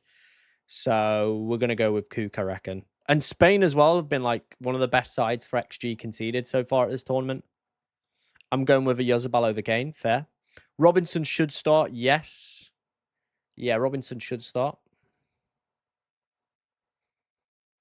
There's over 1,000 of you in today's stream. If you are enjoying it, make sure you are hitting that like button. Let's see if we can get today's stream up to 200 likes. It would be greatly appreciated. We're closing in on 32,000 subscribers as well. Fernandez to Vargas. And then I feel like I'm not having triple Argentina. And I feel like with the fixture, we've probably maybe got to look at triple Argentina. Yeah, please don't spam in the chat, guys, or you will be ejected. Needs to be Bellingham or Diaz over McAllister.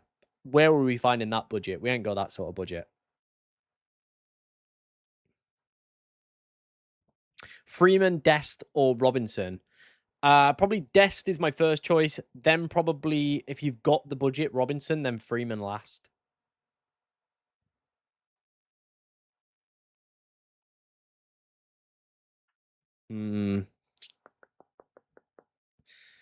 Yeah, he should be starting. Please don't spam in the chat, though, or you will be ejected.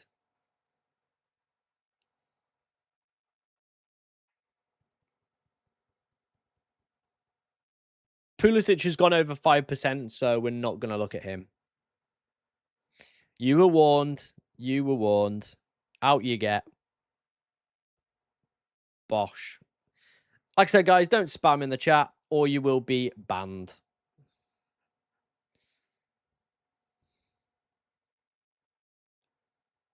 And there's another ban. There's another ban. Bans are flying out today, guys. Don't spam in the chat, or you will be just... I'm not even muting people anymore. I'm just banning them. Qualification booster will be played in this round. Yeah, it will be played in this round. Hmm.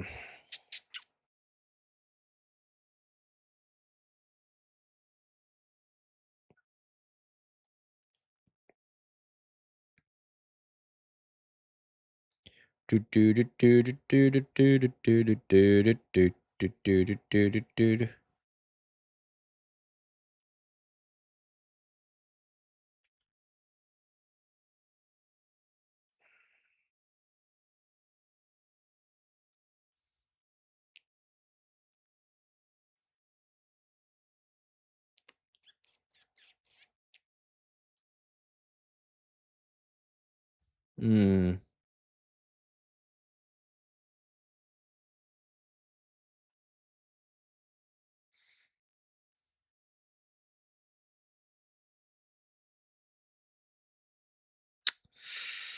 If we got Vargas in here, let's have a play around with some stuff. Right, we got... I hate when it... that's the one thing I hate about this game. When you, like, messing about like this. Okay, so we'd need to lose 0.2 million. Which can easily be done. We just dropped, like, Dest down again to Freeman, right? Boom. But then we've only got 2 Argentinian players is then the next problem, isn't it? Uh...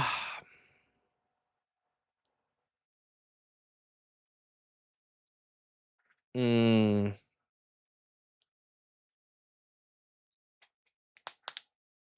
Mm. It's a tough one, this one, isn't it? I think he could, but there's always going to be a bit of a doubt, a bit of a risk around that one, yeah.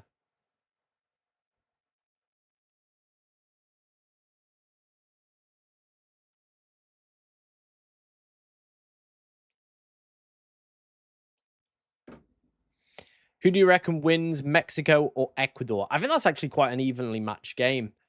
I feel like you're probably going to go Mexico just because of the host nation stuff.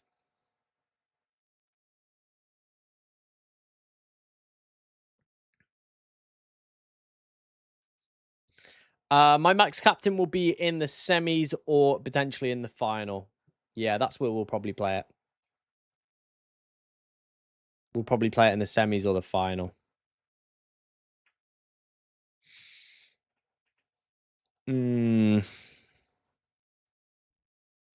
Tar is a good option. I do like the look of Tar. Yeah, I'm quite a big fan of Jonathan Tar. I think he's not a bad option.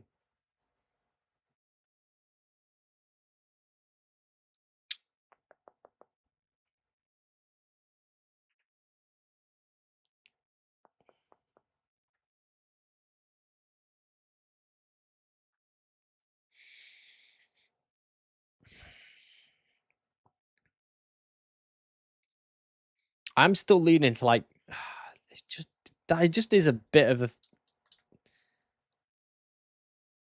we have so much money in the bank if we do that.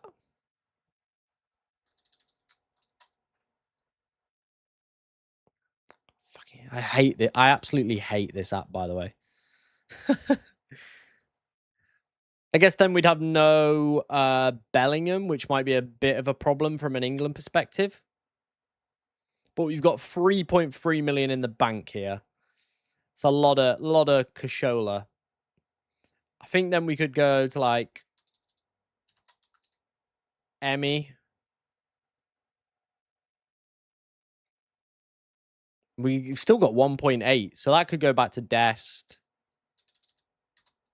Like so, Dest. I still got 1.5 million, so again, that probably would go. Who would we go for? I genuinely don't know who we'd go for. Maybe Jonathan Tarr. Can we afford that? Oh, just shy of that. Just shy of the Tar money. I mean, if we drop Dest that back down, we can actually make that happen. So that would be Jonathan Tar. And then we would drop Dest to Freeman. I mean, that is a pretty good team, isn't it? If you don't go with Kane.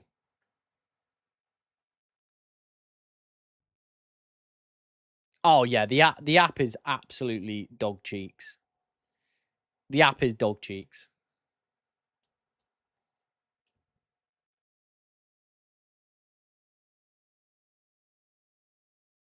Schlotterbeck is injured and won't feature again for the World Cup. If I had to pick two Argentinian defenders, that is difficult because, again, there's multiple rumors going rounds and who's going to play, who's not going to play. I think the one that I probably would definitely go for would be Lautaro Martinez. Yeah, I think he would definitely be the lock in there.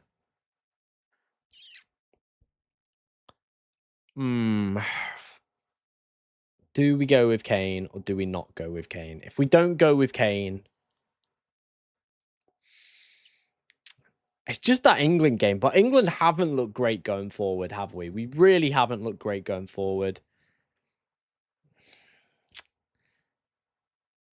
I'm like so undecided on this one because I think the United States could be a great fixture, right? It could be a great fixture. Florian Balogun getting attacking returns, look good in match day one, an assist against Australia.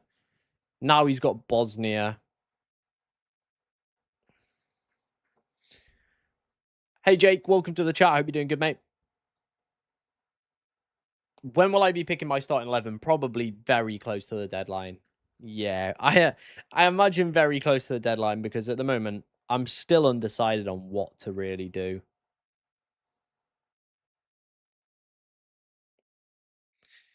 Still a bit undecided what to do, to be honest. Diaz or Bellingham? Ooh. See, now I think I prefer Diaz. I do think I prefer Diaz. I think Davis is still injured for Canada. But again, we'll see their lineup tonight, right? Canada are the first game. Someone correct me if I'm wrong on that one, but I think Canada are the first game.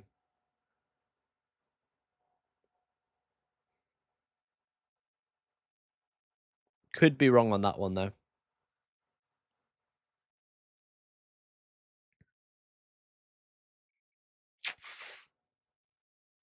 Hmm.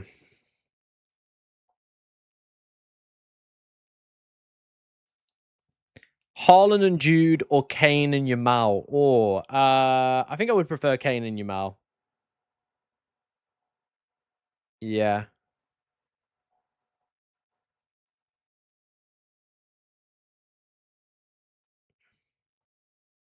Yeah, Canada's the first match. Cool. So we'll see the Canada lineup then. We will see the Canada lineup.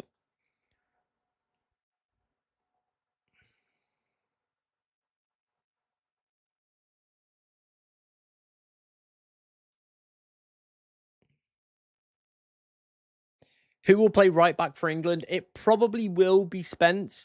However, Konza can also slot at right back.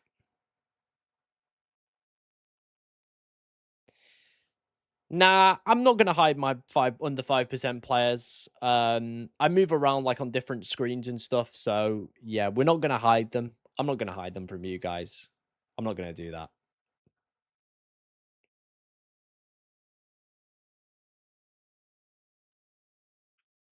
Match of Mills in the chat. Hope you've got your team locked and loaded.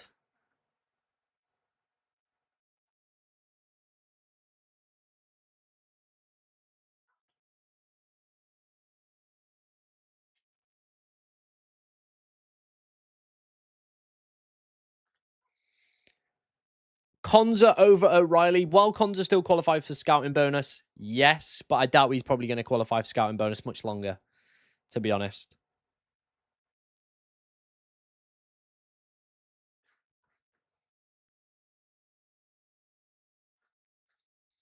Double England defense. Not the worst idea I've heard. Genuinely not the worst idea I've heard. I don't mind Anthony Robinson. Currently very much qualifies for the scouting bonus. Problem is he's very expensive at 5 million, isn't he? He is quite expensive. I'm not 100% sure that Undav starts, so probably wouldn't go near him.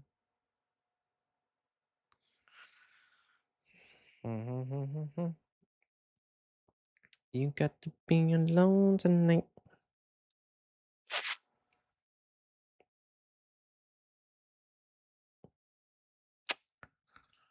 I'm still messing about here.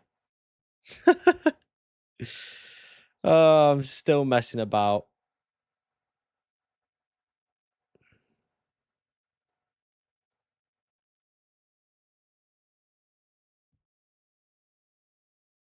Am I really going to spend 5 million on a goalkeeper?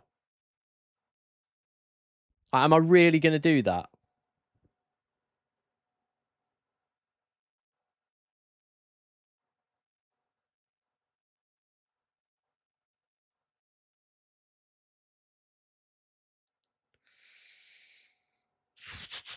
We get 4 free transfers in the next round. Yeah, 4 in the next round.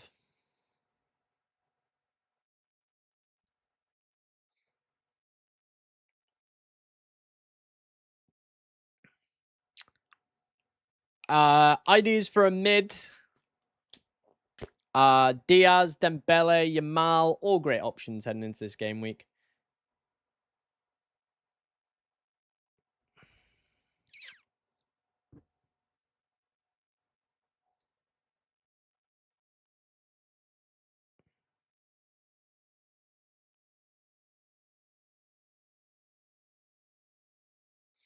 I think Nathaniel Brown should still start. Yep. There are some questions around his fitness. When will be the last ownership update? We will get one about 7:05. So we won't know for definite on some players. But yeah, around about 7:05 is when we'll get the last one in.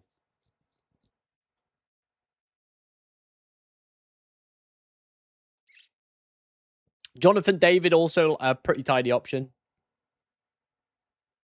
Yeah, I don't mind Jonathan David. Pretty tidy option to be considering. Got to be alone tonight.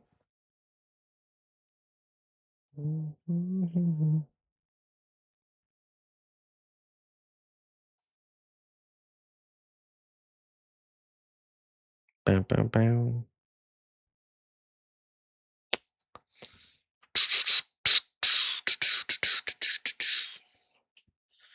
I might buy some Canadian players. Yes, I might buy some Canadians.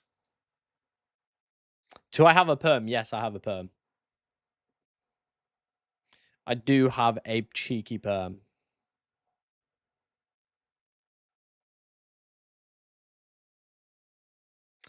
Balogun and Bellingham, Pulisic and Kane. Probably Pulisic and Kane, I think, is the better way of maybe running that. As something I could also look at, to be fair, is if we get rid of Wirtz, bring back Kane in. Look at Pulisic. I mean, yeah, we've got to sort some stuff out back here, though, to get that all working if we wanted to go that way. Uh,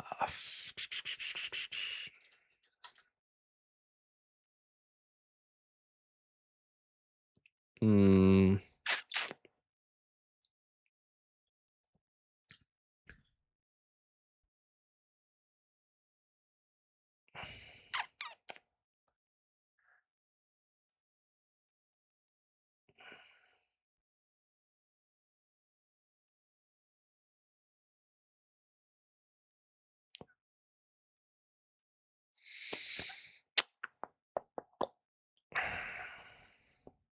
How much money we got? We got 5 mil in the bank. 5 mil in the bank. Haaland has been bagging, hasn't he, to be fair? Is Haaland. He is a bit of a beast, isn't he, is Haaland?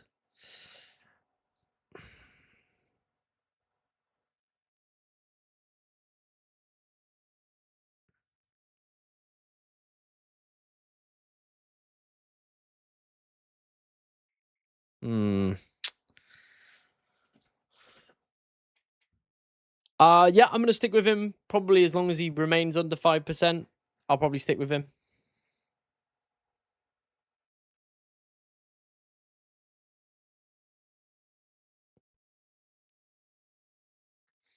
At how many points do I stick? I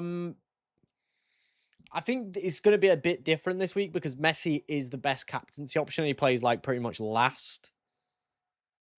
Montiel was back for match day 2 and was sat on the bench. Didn't play any minutes in match day 3 either. So it's kind of one of those, isn't it, really? Hmm. I'm still really uncertain what to do with my side, to be honest. I am really really uncertain what the best course of action is going to be.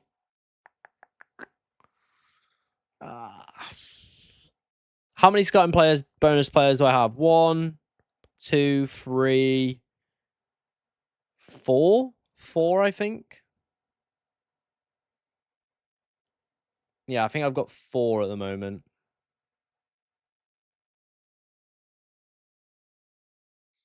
Hmm. I have Haaland over Kane. Yeah, fair enough.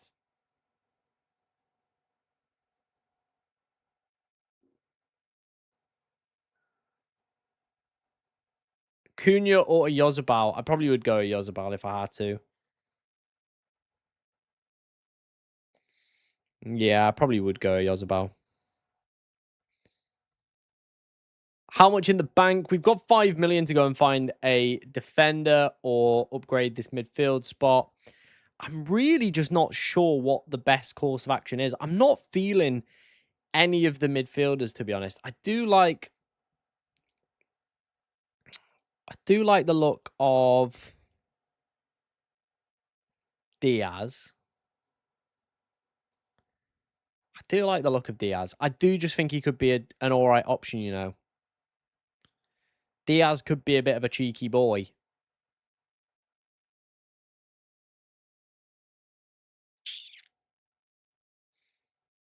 Or do we get Sane because of qualification boost? Like, I'm so uncertain what to do with that with our side here.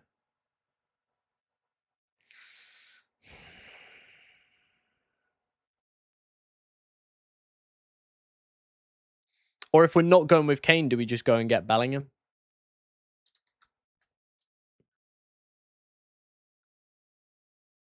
And then get a Canadian defender for tonight. DeForgless. Gives us 0.7 million in the bank if we want to make any further upgrades. I don't hate that. I really don't hate that as a side, you know.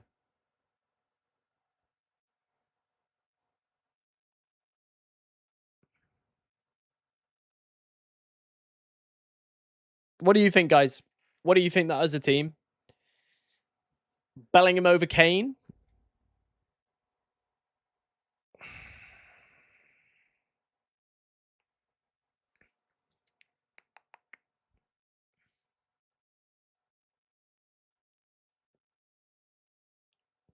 Yeah, we do get a lot of transfers as well, so we can mix things around very, very easy.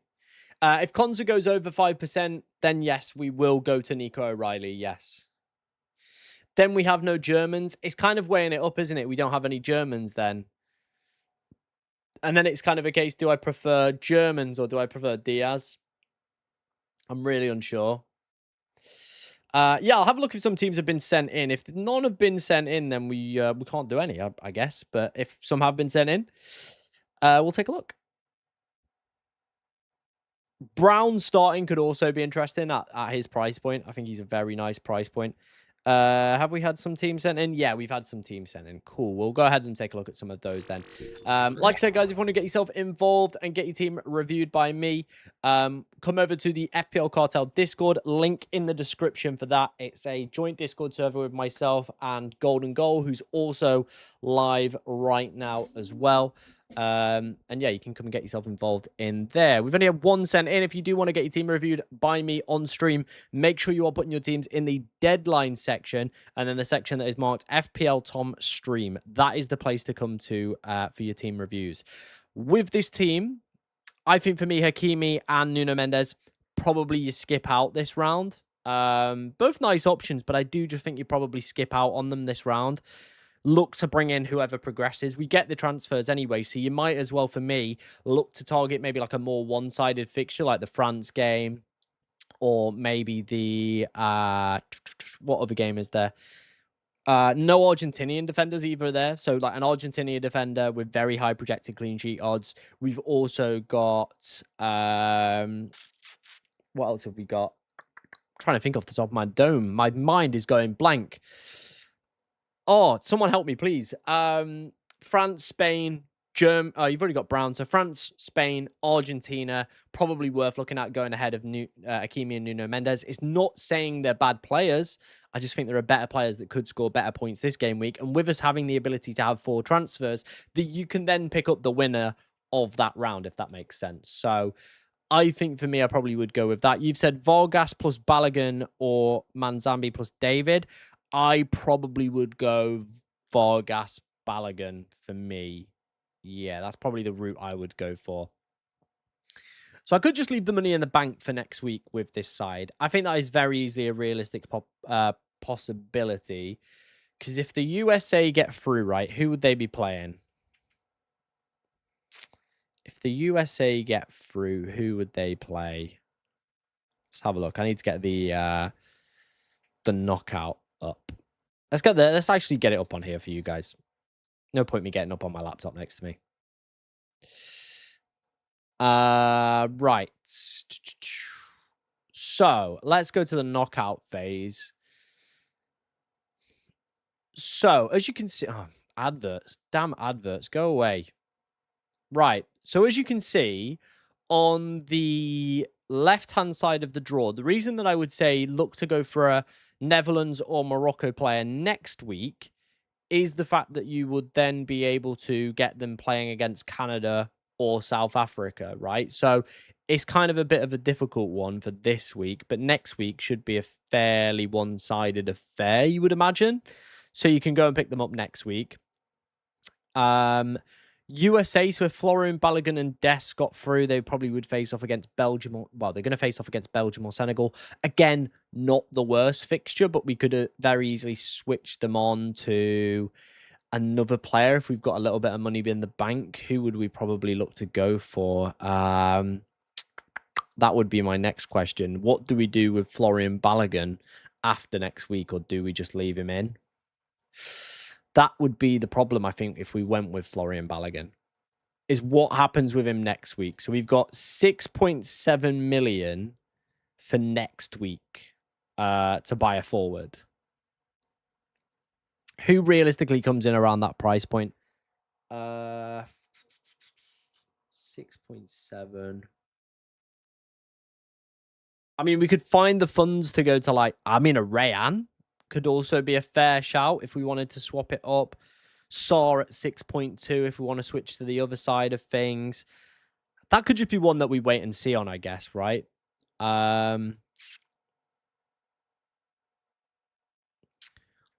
Yeah. It's why I'm tempted to leave a little bit of money in the bank. just to give me that bit of security. 6-7, let's go. Should I take Brobby? Probably not for me. Again, I think there are plenty of better forwards to be considering this game week.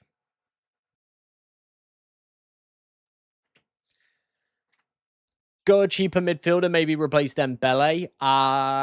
Could do next week. Yeah, could do. Elise or Bellingham. I have Kane and Mbappe.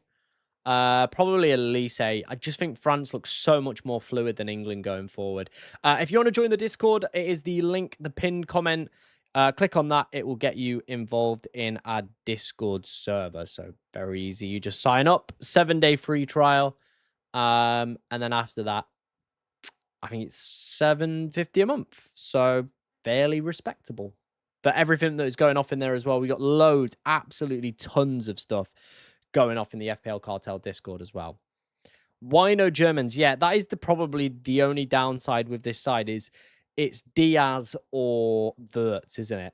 I think that is probably the thing is we are then missing a German player.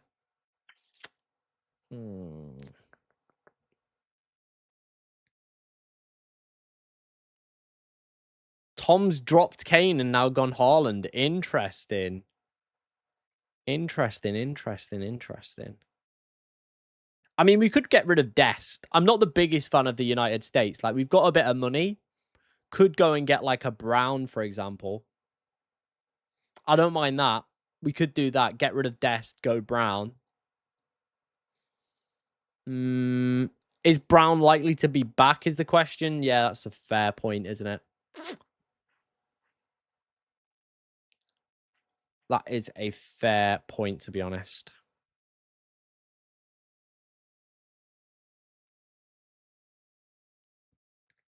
How much have we got? We got 5. And the German defense, who have we got? Although Germany have been shaky at the back this tournament. What have the results been for Germany? Haven't kept a clean so far at this tournament. So again, am I really that bothered that I don't have a German? Not entirely. Again, I think it then comes down to, do we want Diaz? Do we want Bellingham? Like, I feel it's Diaz, Bellingham, or it's Sane, Wirtz. Like, which one do we go for in that spot?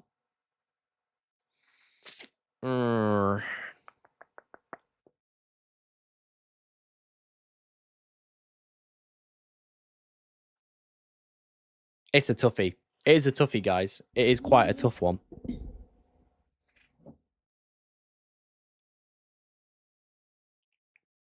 %52% of you going Harry Kane. 48% aren't going Harry Kane. It's going to be a big swing, isn't it? Harry Kane or no Harry Kane.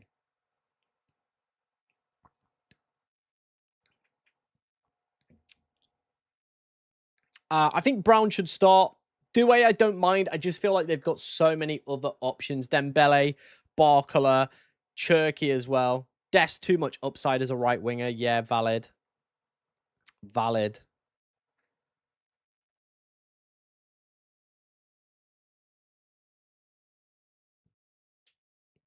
I doubled on Canada. Fair. I don't mind the triple up in terms of France players. I do just think it probably leaves you like a captain down. Yeah, that's the only downside. It does leave you a captain down. Kane or Haaland if you've already got Bellingham. Haaland.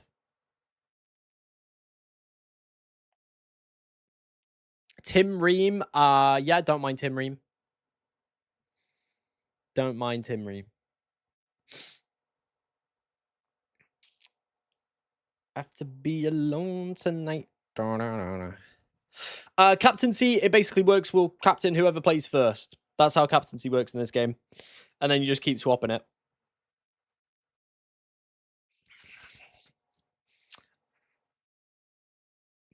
Dest upgraded to Kimmich. I don't have the money to do that.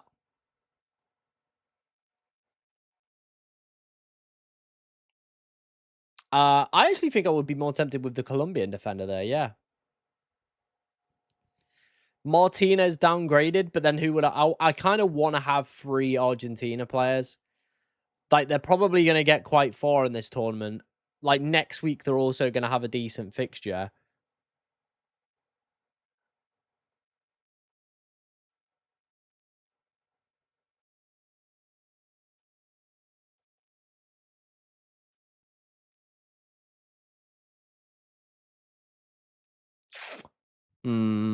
It's tough, guys. It is tough out here.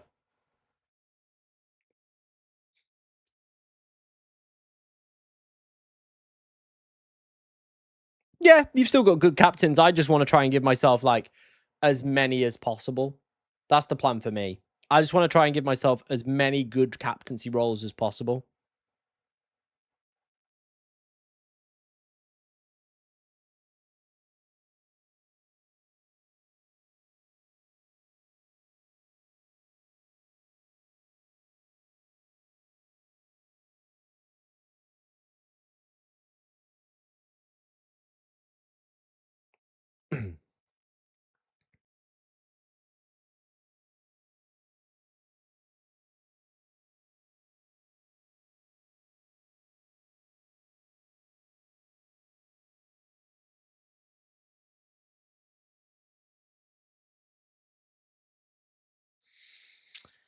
Cape Verde will beat Argentina. I mean, that would be an upset for the ages, wouldn't it? That would be an upset for the ages.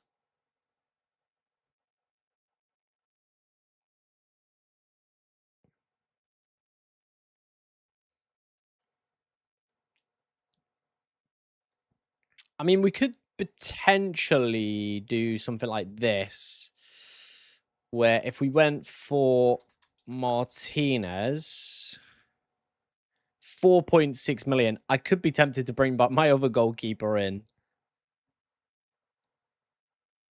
No, I don't think I would do that. Or if we did, right? Hear me out. Hear me out. How much is 0.7 off being able to do that? I don't even mind that, 0.7 off being able to do that. That's a shame. Like Havertz is somebody that like, I don't think many people are talking about.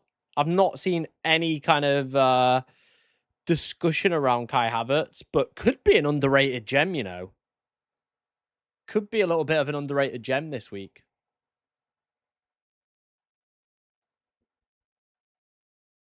Like he bagged that 13 point on match day one, 2 points, 2 points, but still penalties, nice fixture. Again, we'd have to try and find the money to make all this happen. And again, I feel then we're probably down to I feel like the way we would maybe make this work is Dest down to. I mean, we could just completely ditch the USA, but it is such a great fixture. Where is the Canadian guy? By the way, as you can tell, guys, I am not locked in the slightest. Yeah, we can actually afford that. We can actually afford that, but do I want to really like long term carry through two players at 3.5 million? I don't know. I don't know. Mills has just said 32k. Let's have a look. Let's have a look in the chat. Boom! 32k subscribers. Thank you very much, guys. Really do appreciate, honestly, all the support we've had on the World Cup content. We've grown absolutely massive numbers. The video we published earlier today is the most viewed video I've ever had on this channel as well. Yeah, subscribers are flying in. One of the biggest streams ever in one of these streams as well. So I can't thank you guys enough. I really, really do appreciate all the support that you guys show on the content. It really is a blessing. Obviously, I make a lot of sacrifices for this channel. Mills is probably one of the people that knows how many sacrifices I do make, but we do it. And when we achieve things like this and we potentially turn this into like, could be a full-time career one day, hopefully, like it's all worth it. So thank you very much. Really do appreciate all your guys' support. And yeah, yeah. Just blown away a little bit. Blown away a little bit.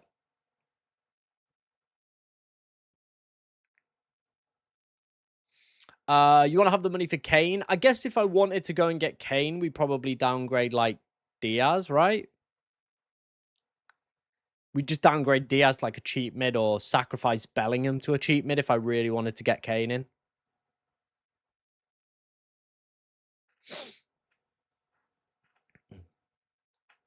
Keep Kane, he's on pens. I mean, we haven't actually seen that many penalty takers, have we? 0.3 million more for a Yazabal.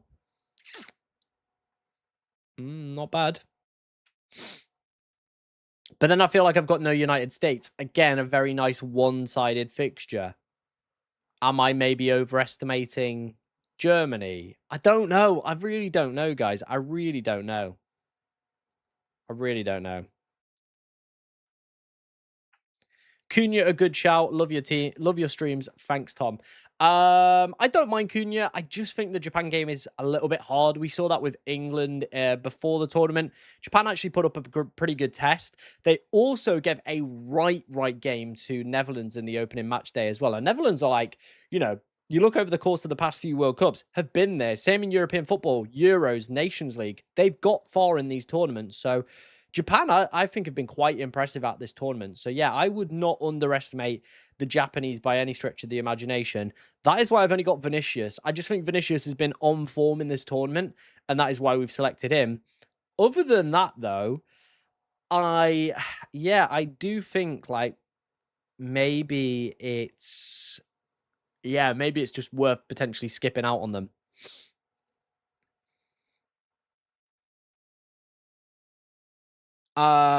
Diaz for Manzambi, probably not for me.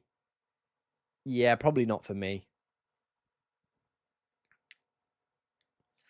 I can see Abby's in the chat. Abby, what are you thinking of this team? I'm having a little bit of a mini meltdown. I don't know what the best play is. Do we keep Kane in? Do we not keep Kane in? What are your thoughts? What should I be doing differently, Abby? Come on. Let's hear it. What am I doing wrong? What am I doing right? Happy to hear it, Abby. Because at the moment, I'm losing my mind. I'm losing my mind, and I don't know what to do. Yeah, I think Konza's pretty nailed. Why Havertz?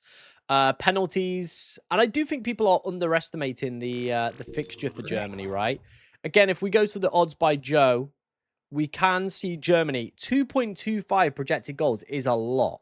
Right? It is a lot. I don't know what Paraguay have been doing across the course of this tournament so far, but I swear they got bummed by the United States match day one, right? Paraguay.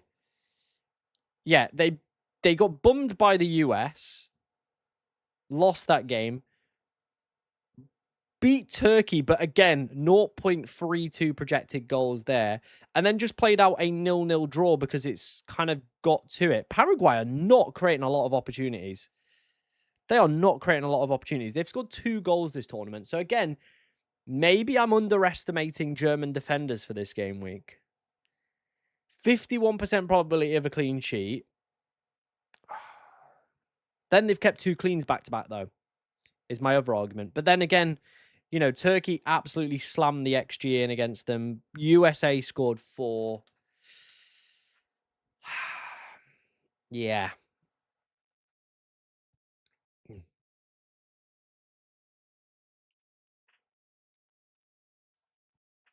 I get your point about the template front 3. It does make a lot of sense. It does make a lot of sense. I just think England have looked disappointing, haven't we, going forward?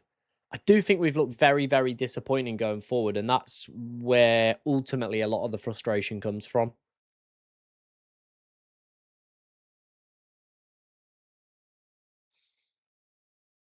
Yamal, I've had some doubts around Yamal. I have had some doubts around Yamal. I have thought, is he the best option we probably could get in? Maybe not.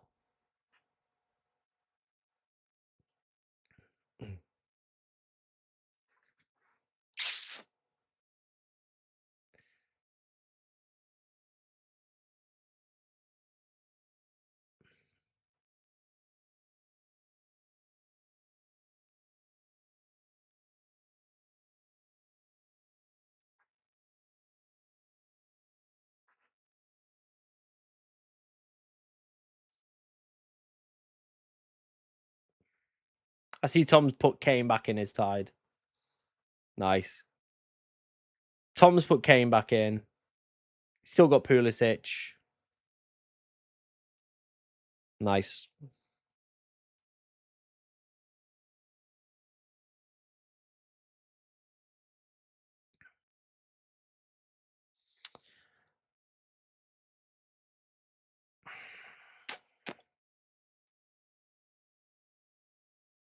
Yeah, I did think, sometimes you get those players where they go into a tournament not 100% fully fit, and then they just don't really do anything across the tournament. Yeah, I'm going to be using the qualification booster.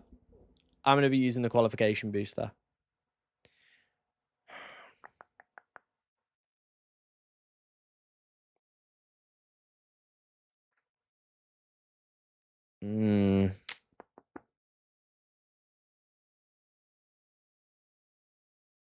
Will Tillman start? Yeah, should start. Tillman should start.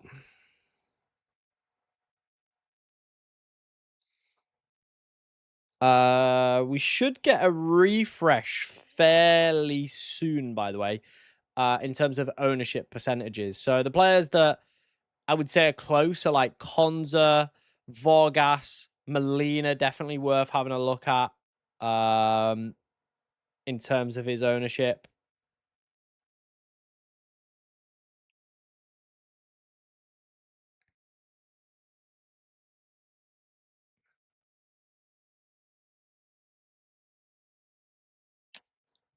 Yeah.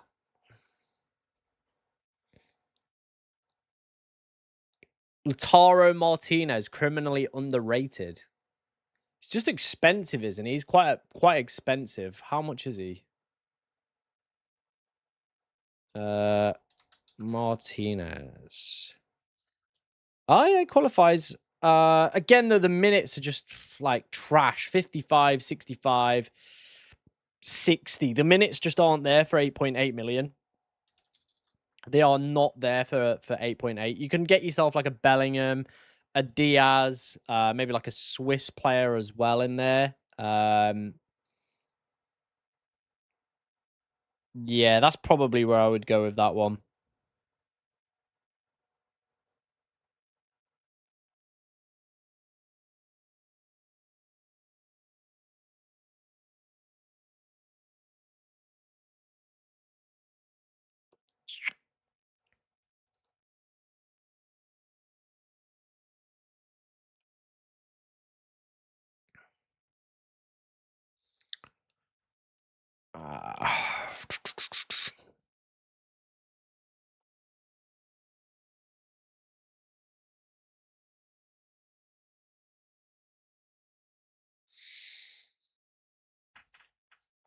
Are you thinking of buying the Canadian midfielder? Nah, I think there are just quite a lot of good ones.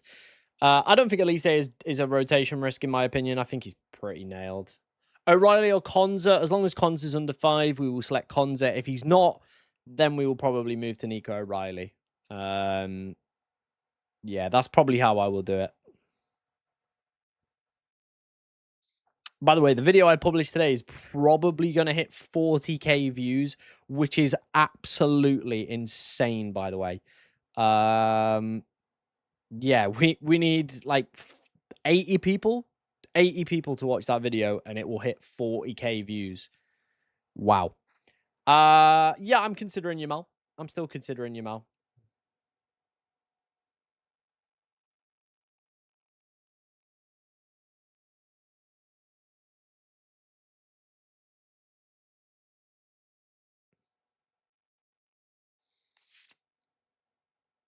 Not buying any US, and this is the thing, like I do want a US player, but how do I get them in? How do I get them in?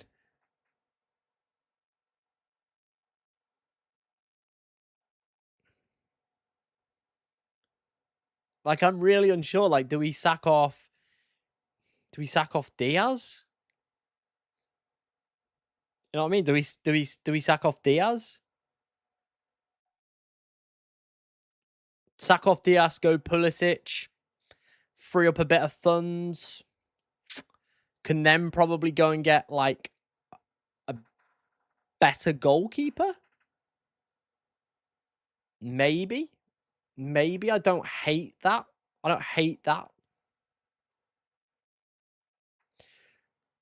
Again, though, am I underestimating Kane? Like, he is one of Europe's best footballers, isn't he?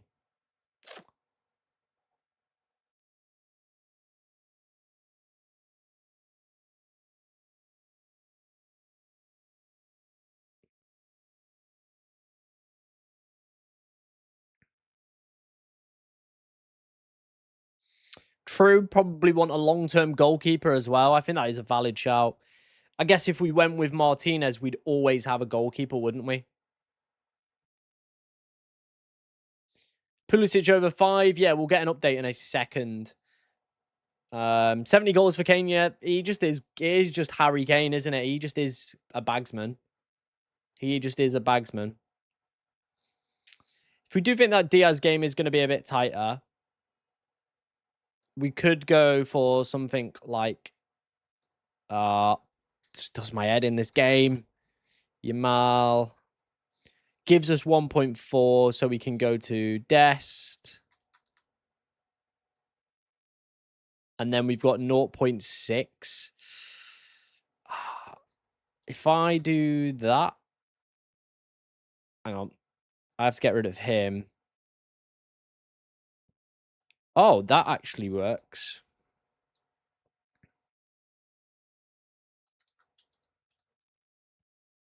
That actually works. That actually works surprisingly well, doesn't it?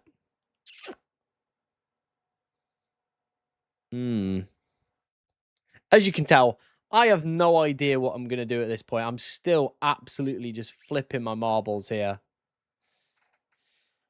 Still just flipping around, trying to decide who's going to be the best options to go for.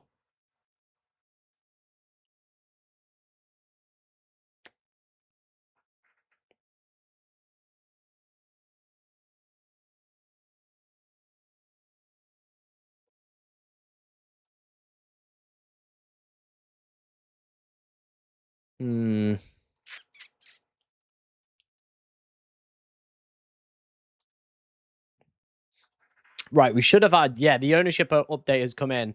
So Konza is looking very likely to go over the 5% threshold. So we're probably going to bring in O'Reilly, I imagine, now because of that.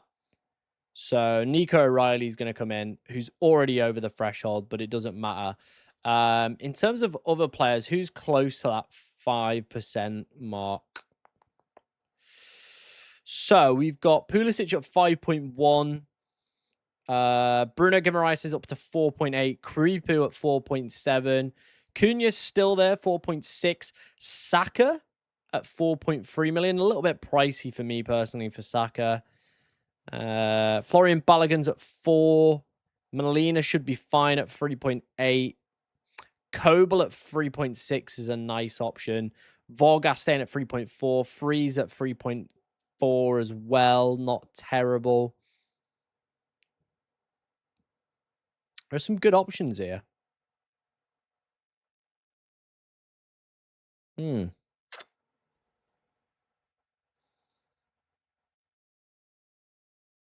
I've got Molina. I'm not 100% Medina plays.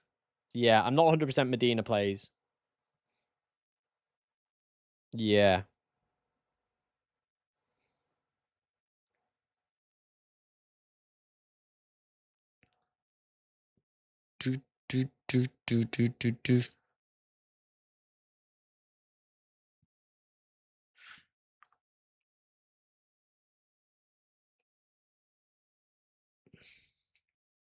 Havertz or Yozabal? Both pretty good. Both are pretty good options, aren't they? Both are pretty tasty options.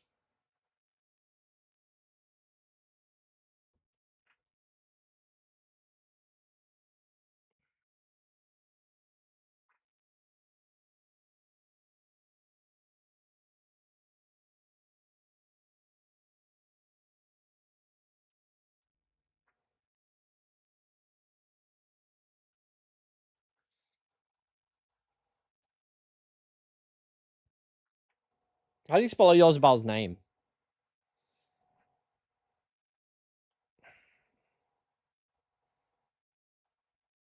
Yozabal. There we go.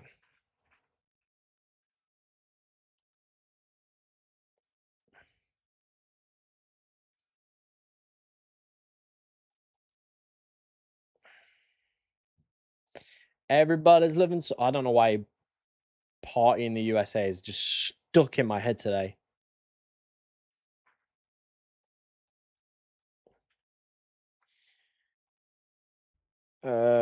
Let's bump him up to like 85. Save. What does that do in terms of the predictions? Not a lot.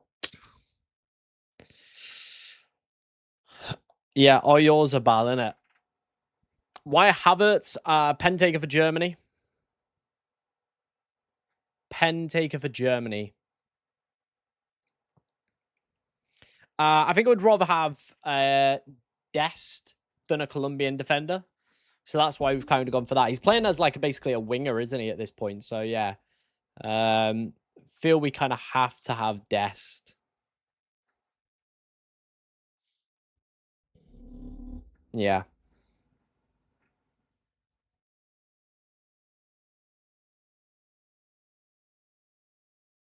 Vargas qualifies for scouting bonus.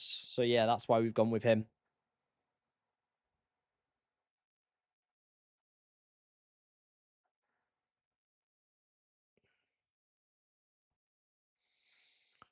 What about a Swiss defender? I don't mind the Swiss defenders, yeah. I don't mind the Swiss defenders. Elise, also a fairly decent shout. Dest over Freeman. Again, Dest is just playing as a winger, so that is why we've selected Dest.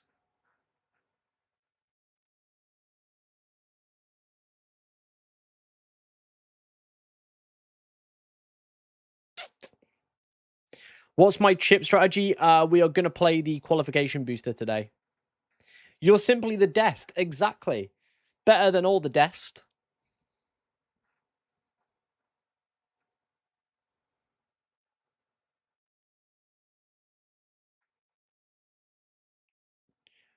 Bah, bah, bah, bah.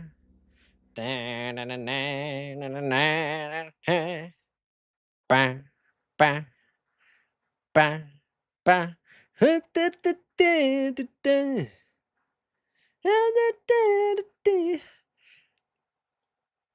I think Japan will beat Brazil. I think Japan could give Brazil a right good game.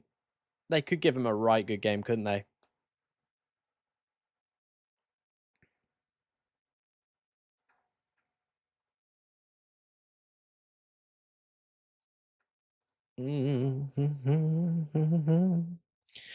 Bam, bam, bam, bam. You're Simply the Best is the song that I'm humming. Yeah, You're Simply the Best is the song I'm humming. So yeah, there you go. It's a tune, to be fair. It is a banger, to be fair. Vargas or Diaz? I mean, if budget would allow me, I probably would go and get Diaz. I mean, I could still get Diaz. I could still get Diaz.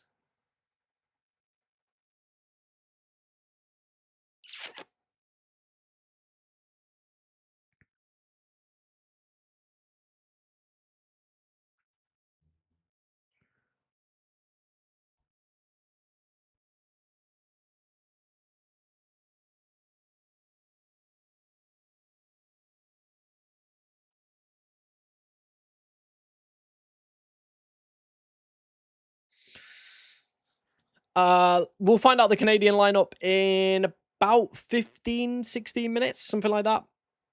So yeah, about 15, 16 minutes, we'll find out the Canadian lineup. Oh, bye South Korea's manager. See ya.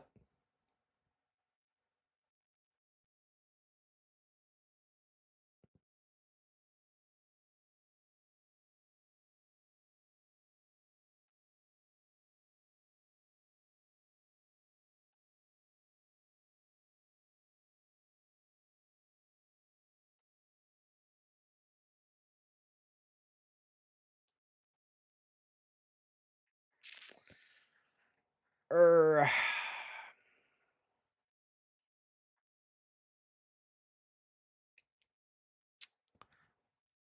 3 is still a good option.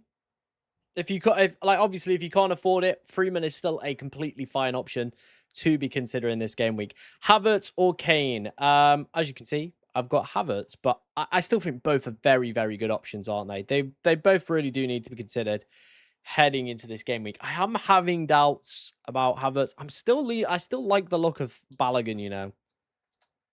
Like he does just open up a lot of doors with this side. Is we can go and get Diaz. It's going to do that, isn't it, again? We can go and get Diaz. We can have Yamal. Like, look at... And we've still got budget in the bank. We've still got a lot of budget in the bank to play with here as well.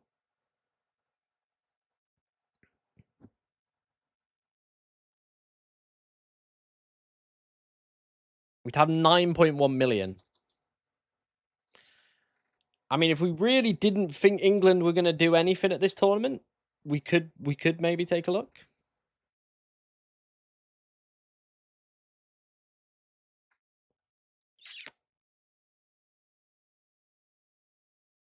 How much have we got? We got what? 9.1 million. Verts.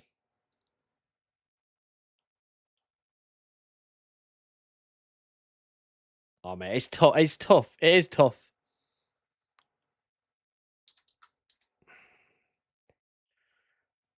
It just is quite a nice team. It just is quite a nice team, isn't it? Otherwise, we're bringing in...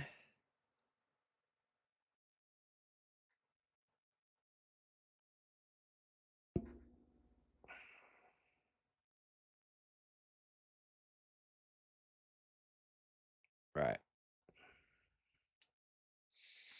I'm going to do some maths in my head. Trying to work some things out. So, got 5 points.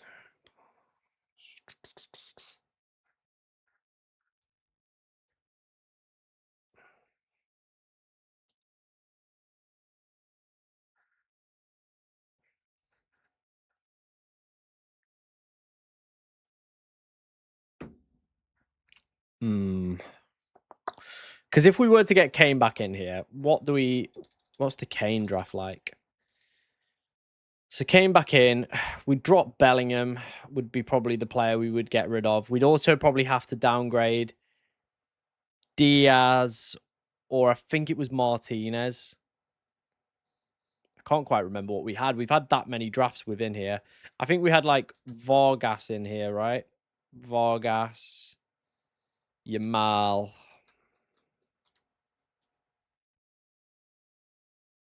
5.9 million, and I think maybe we had like, who do we have?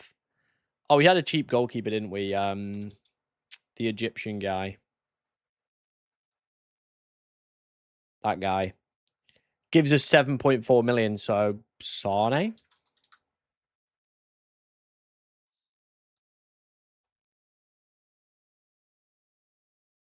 Again, I've somehow managed to build a decent team. I've still somehow managed to build like a fairly decent team off the back of that as well. Like, that's not even terrible either. That genuinely isn't terrible, is it?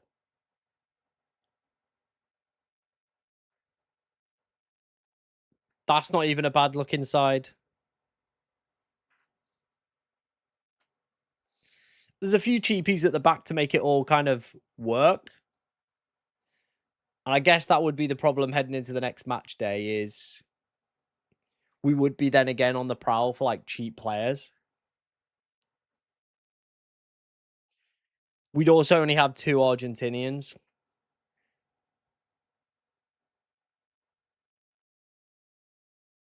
I haven't been convinced by England's attack, so that's why I'm not going to go Kane and Bellingham.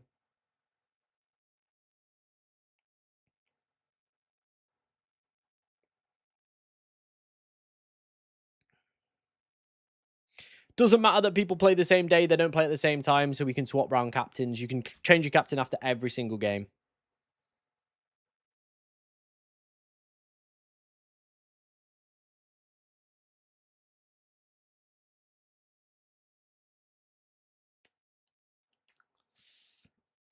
I think the Dutch and Moroccan players, I think we'll probably look to bring in next week. That's where probably the transfers will be made. So I guess that could be a reason if we went Havertz, we could then switch to Gakpo. Or if we went Thingy, they win, we get Brobby next week.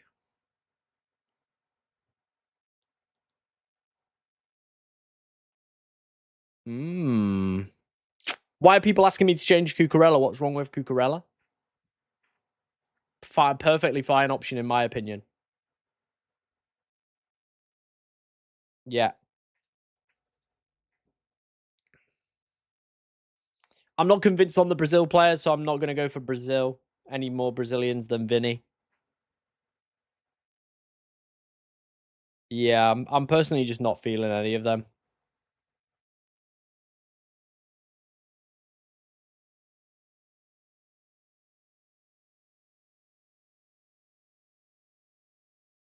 I think Kimmich and Cucurella, it is tight.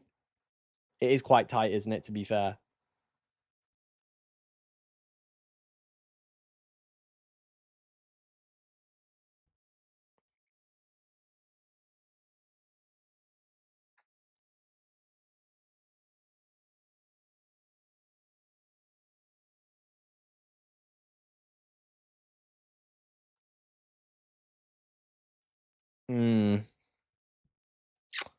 Feel like I should probably go for the triple defense. Yeah, that makes sense, doesn't it? I think that does make quite a bit of sense, to be fair. Like, at least then I'd never have to worry about like a goalkeeper transfer because Emi Martinez should realistically play like all the way to the semis at least. You know what I mean? He probably will play all the way to the semis.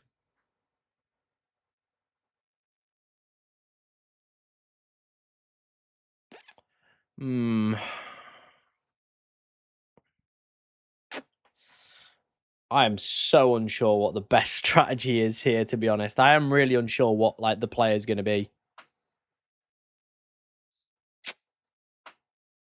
Hmm.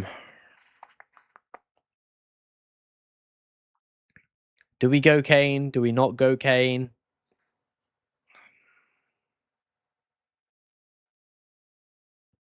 Daniel Munoz, I don't mind. Yeah, he looks okay. I think if I was to go for anyone, though, probably Davidson Sanchez qualifying for scouting bonus.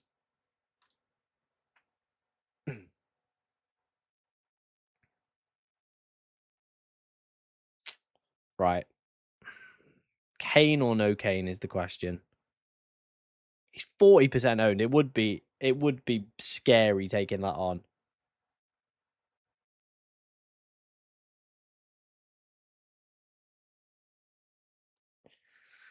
What's England's odds again?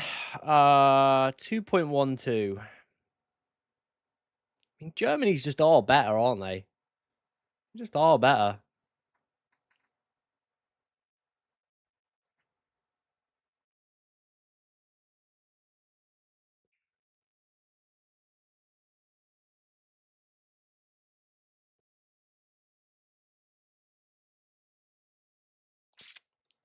I'm tempted.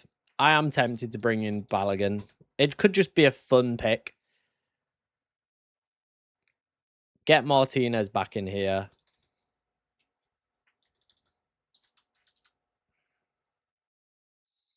Gives us 3 million to play with. That can be Diaz. And then we've got 9.1 million. So Sane potentially. I mean, we could even look to go Elise and go triple France. I don't think I'm going to. But it could be worth maybe having a look at that.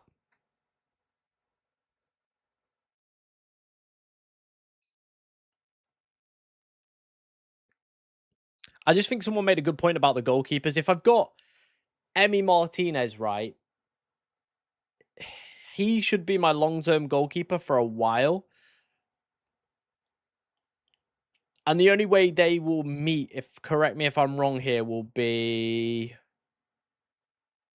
Quarters? That's the only problem. They'll meet in the quarters. If Colombia and Argentina both get there, they'll meet in the quarters. So I wouldn't have a goalkeeper playing. So maybe Vargas comes out. Maybe Vargas comes out.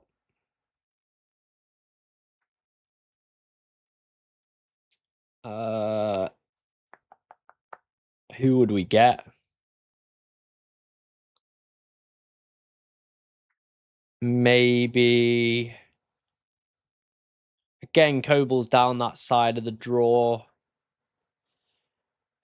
Same with England and Pickford, right?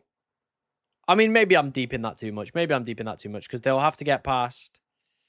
No, Colombia could easily get to there, couldn't they? Okay, yeah. We probably want a goalkeeper from this side of the draw then, so Freeze does look like a good option, but do I want triple United States? No. Maybe I'm having second thoughts on Emmy.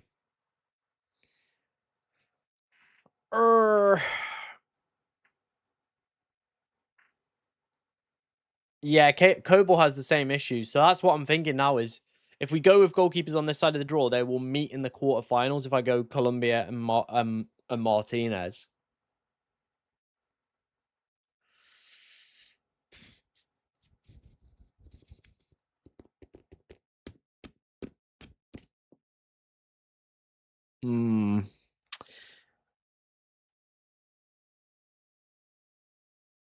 I don't really want to make any goalkeeper transfers, and I think Argentina probably will make it to that stage.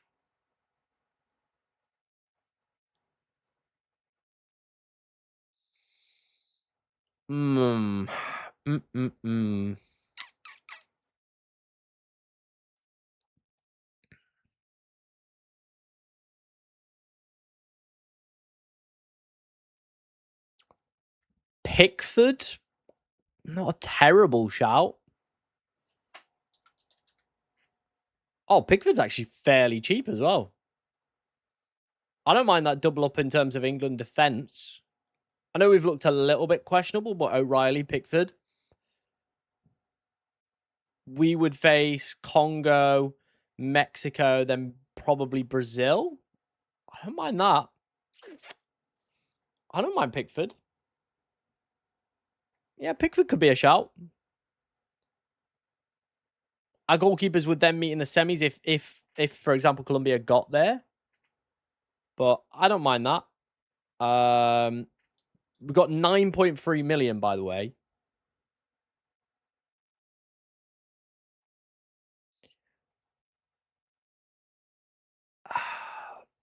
I feel like maybe we would be better off getting another Argentina defender in there. So like that. And then 8.2 million to get a midfielder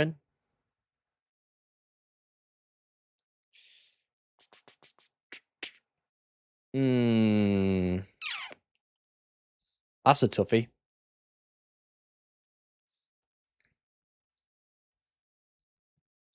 I think Lamine's been a difficult one because I think the group stage was pretty much just getting him fit and available for the knockout stage. I think that ultimately was probably what it was just getting him fit and ready for this next stage of the tournament.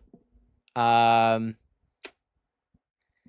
what it seems to be for me anyway. That's kind of how I would see it. Getting him fit, getting him ready, getting him in shape.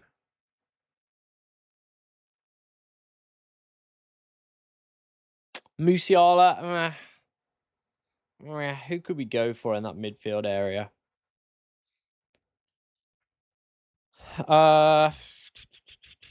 Sane, maybe, was a qualifying bonus. Musiala, Wirtz.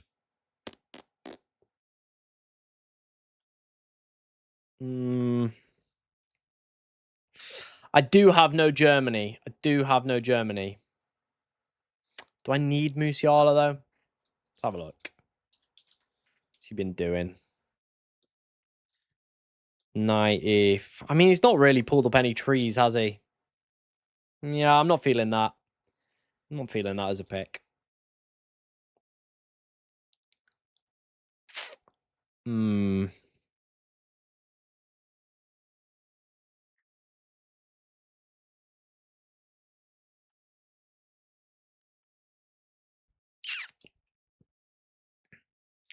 It's this midfield I'm having a lot of issues with. Like, I'm not finding any midfielder that I'm, like, absolutely in love with. Yeah, I'm just not finding anybody that I'm absolutely, like, dying to fall in love with as a pick.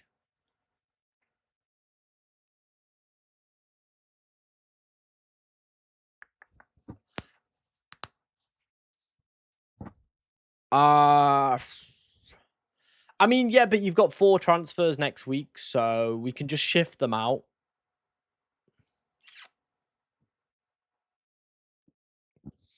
Triple France wouldn't even be the worst idea in the world. I don't think it'd be the worst idea I've ever had.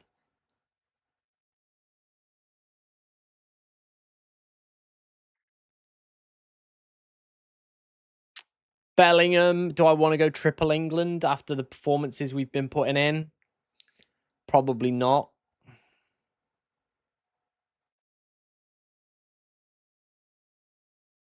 I don't know if that'd be the smartest play. I'm not going to look at any Moroccans or anybody from those games either. Yeah. Probably not for me.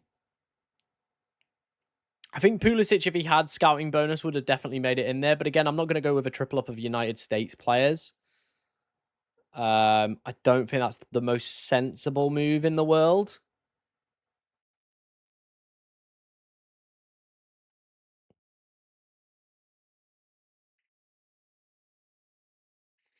Feel like you want an England attacker. Do I? Like, have we looked good? Like, apart from the Croatia game, have we looked good against low blocks? No. We have looked dismal against low blocks. We have looked absolutely honking versus those low blocks, haven't we?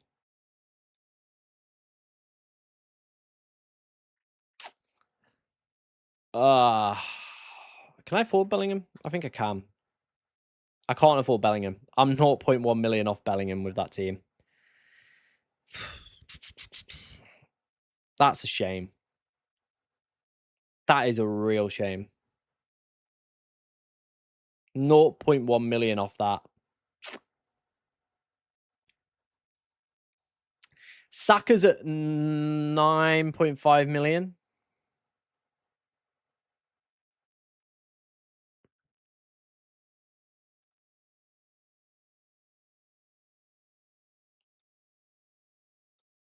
I mean, Jude hit a 14-pointer yesterday. Jesus, I didn't realize he was doing these sort of numbers, to be fair. He is coming off around the 70th minute mark, though. Like, plays about 70, 80, and then he comes off.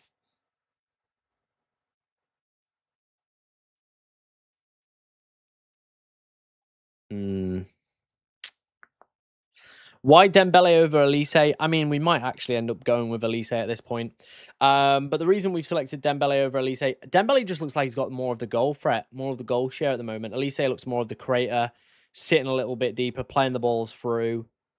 It's not that I don't think Elise is a great player. He's still an absolutely cracking player and definitely one that could still end up in this side, like I said. But we'll wait and see. Punt on Rashford. I don't know if Rashford starts. I really don't.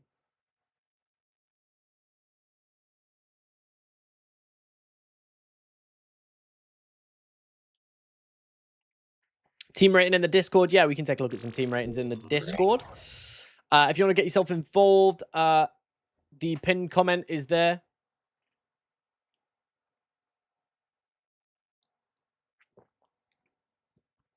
This is where you need to send your teams, by the way. I haven't had anything sent in. So it's in the deadline section and then the section marked FPL Tom stream. That is where you want to send your teams in. If you send them into team review, that just goes into the general Discord. Other people will take a look at your team, but not me on the streams. Otherwise, they'll get lost. I won't remember which ones we'll do. So we put them into the FPL Tom stream section. That is where you want to put your teams if you're sending them into the Discord.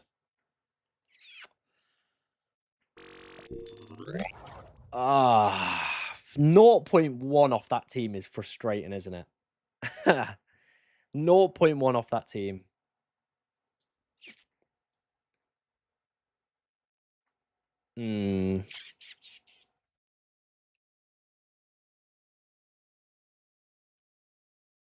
Is very frustrating.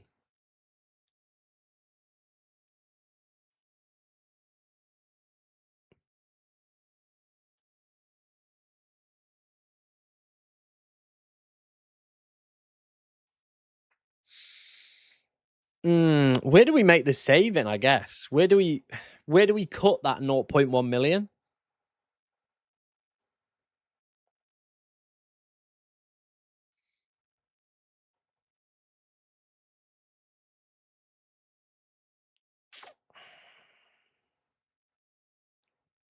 That's my question to you guys. Where do I find that 0.1 million to make that team happen? It literally is. Every single game, it's 0.1 million off. I'm not 100% guaranteed that Monolina is going to start, but yeah. I guess, like, I think the players that maybe come out are Diaz.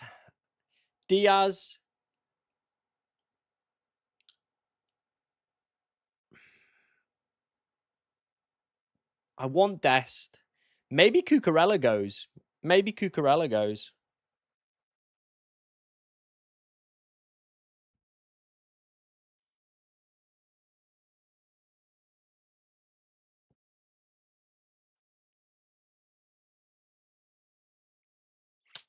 Who would Cucurella go to, though? Kabassi? Like, I can make that work.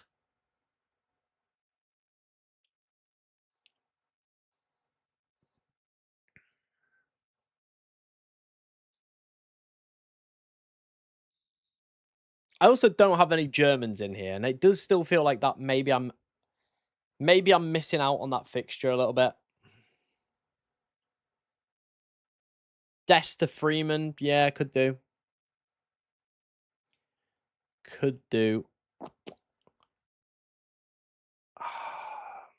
If we get rid of Luis Diaz, we go to Sane, it can work. We also have a little bit in the bank as well, which I don't hate taking a little bit in the bank through to next week. We'd also only have 3 players qualifying for scouting bonus. I don't know how that makes me feel. 1, 2, 3 for scouting bonus.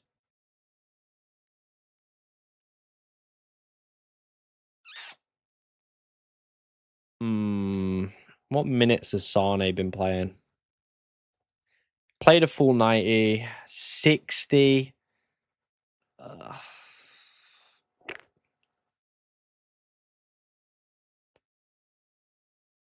Yeah.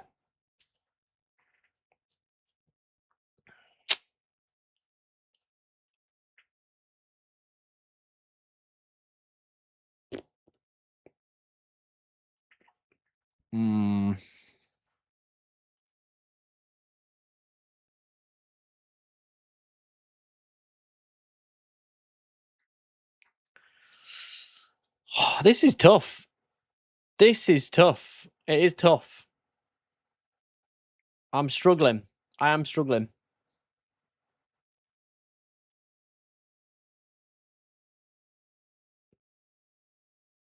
I don't want to go double United States defense. I don't think that is the play I want to go down.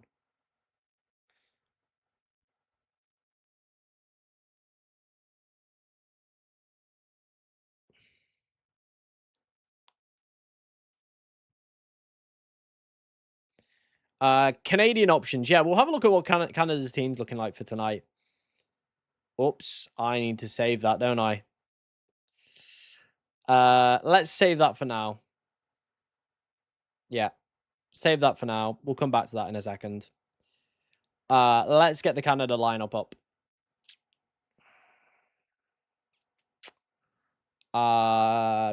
We should have lineups now. Yeah, we do. Can you guys see that? Just about. If I maybe go to this one, it might be better. Yeah, there we go. So Kripu's in goal. Johnson, Cornelius. The 3.5 million goalkeeper is the defender. Sorry, is not there. That was one of the things I was a little bit worried about with him. Is that he actually wouldn't be available for selection. He isn't. Saliba that people have been looking at is also starting. Jonathan David, maybe. I don't think that Canada team's anything special, you know. Shithole's playing, so that's a dub. Dub for them. Yeah, I'm not feeling that Canada side, you know. I think I might skip out on them. Maybe that could be wrong with me, but I think I'm going to skip out on the Canada side, you know.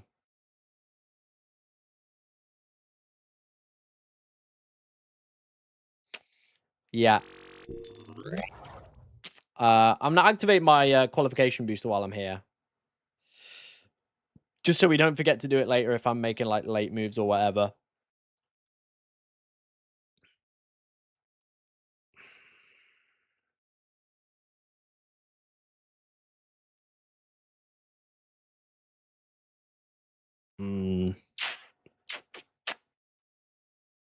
Right, let's rearrange some of this defense a little bit. Let's get in Freeze in goal. Let's get in Martinez.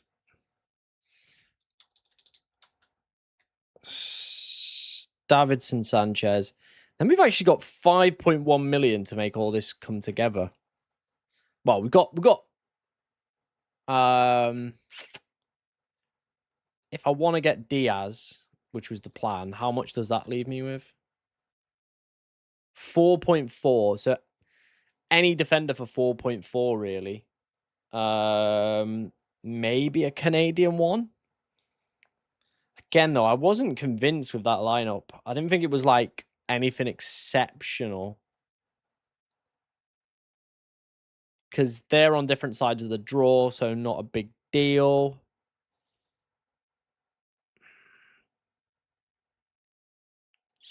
$4.4 million. Who could we look at?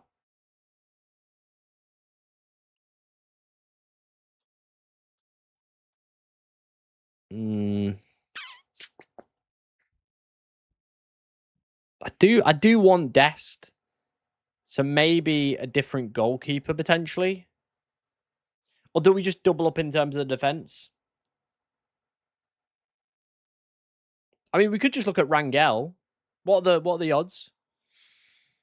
What are the odds? We're in Mexico. 42% probability of a clean isn't bad. Yeah, I don't mind the look of that. The problem is they're on that side of the draw, so but I mean Mexico probably do go out at some point.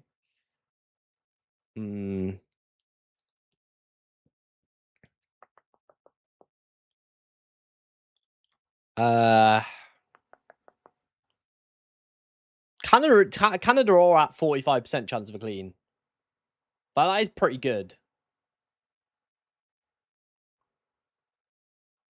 Kripu still under 5? Still under 5? Oh, close. We might have to wait and see on the next update on that one.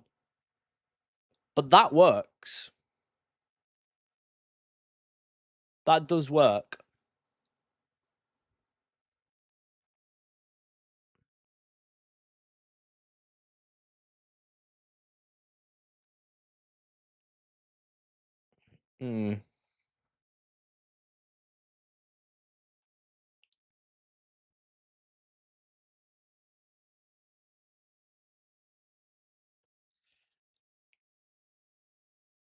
Mexico is going to give up a goal at some point. I mean, Ecuador on the most free-flowing attacking side in football, by the way. They're really not. They're really not. They are a bit of more of a defense-first side. But yeah, Mexico have just been clambering in them cleans, haven't they? They have been storing up those cleans. Would I want to triple up on USA is the real question, isn't it?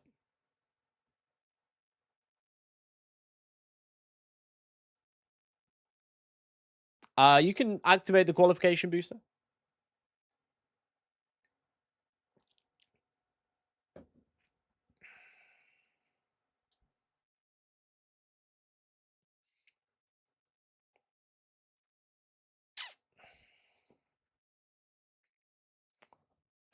Is Konza still under? Where's Konza at? Very close. The next update is going to be very important, I would say, for this team. Yeah, the next update is going to be massive for this team, I think. To decide what we end up actually doing.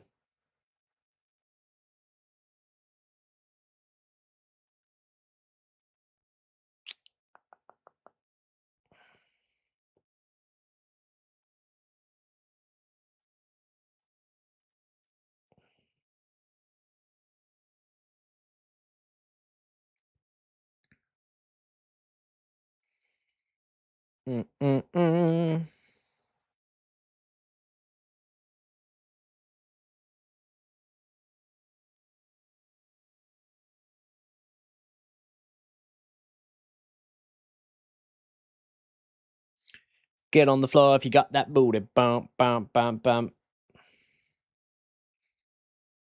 No Kane could be so brutal for me and my side.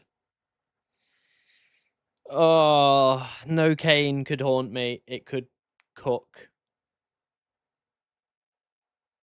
It is one of those, isn't it, really, where it is Kane.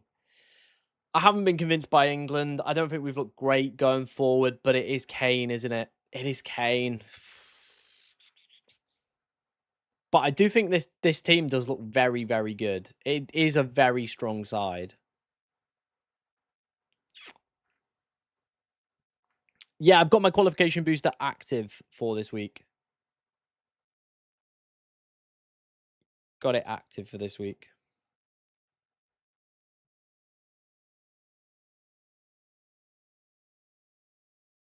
I don't mind Jonathan David. Yep. Could go off again.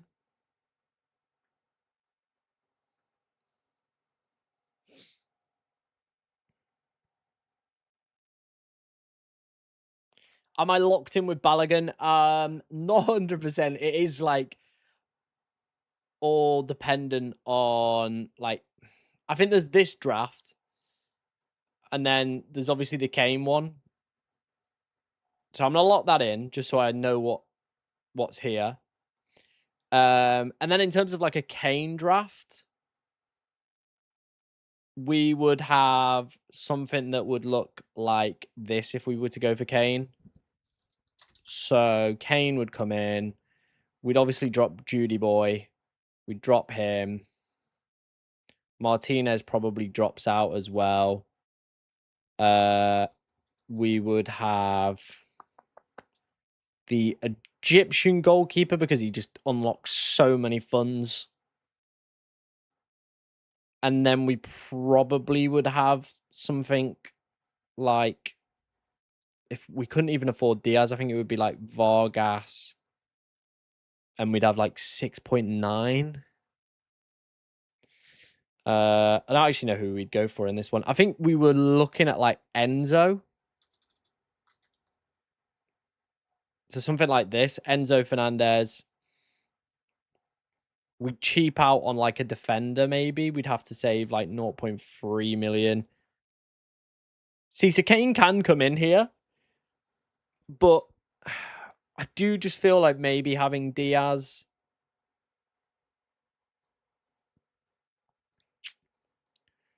Yeah.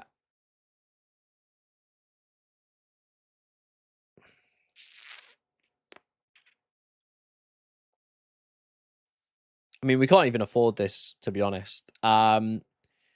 We probably would drop Dest down. That would save us 0.3 million. Or we could just do Dembele down to Elise. So Dembele down to Elise. And then we probably save the 0.1 million on Dest and go Freeman. Like that. That's probably how the Kane team would look. So I don't know if I would prefer that.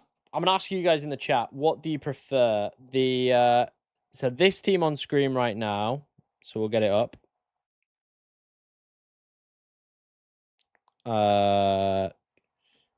Which team do you prefer? Kane, no Kane team.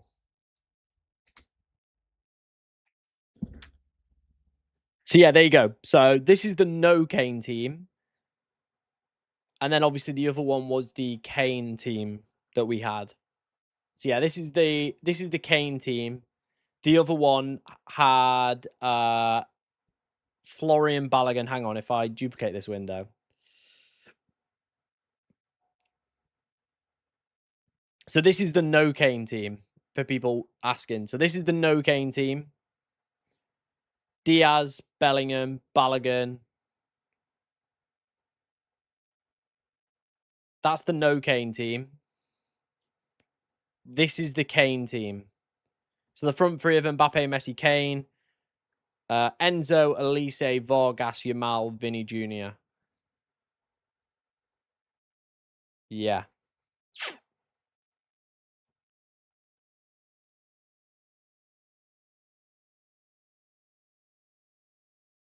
People saying if I drop Yamal, I don't know if I want to drop Yamal. I'm a little bit uncertain about him. Like, we could drop Yamal, but then again, who are we going to get in that midfield that I'd want ahead of him? Dej Spence could be an interesting one. Dej Spence could be an interesting one.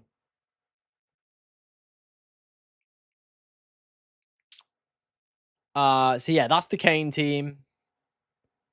This is the non-Kane team. I think I'm probably leaning more towards the no Kane team right now. I just think this team looks more balanced, in my opinion. I think we've got, you know, a goalkeeper in Martinez who's probably going to be here till the final, realistically. We have some England coverage from attack. And we have a captain for the England game. We've got Yamal, we've got Vinny Jr., we've got Dembele, we've got Diaz. And obviously we've got Balogun, who could go big. Could go get big against Bosnia. I don't think Bosnia are anything impressive defensively. So, yeah.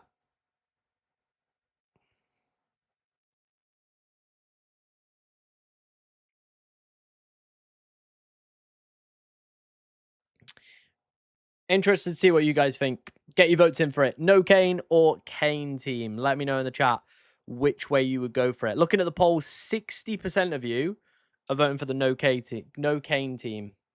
So interesting.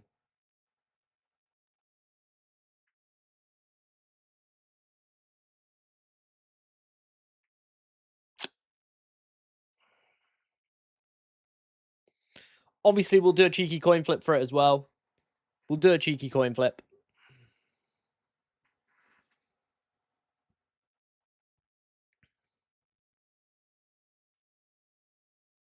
The final update for percentages of ownership in terms of players will be at 7:05, roughly. Yeah. 7:05. Why Creepu? I didn't want to go double United States defense. Yeah, I just didn't want to go double United States defense. I don't think Haaland's a bad pick at all. Definitely not. Definitely not. Haaland is not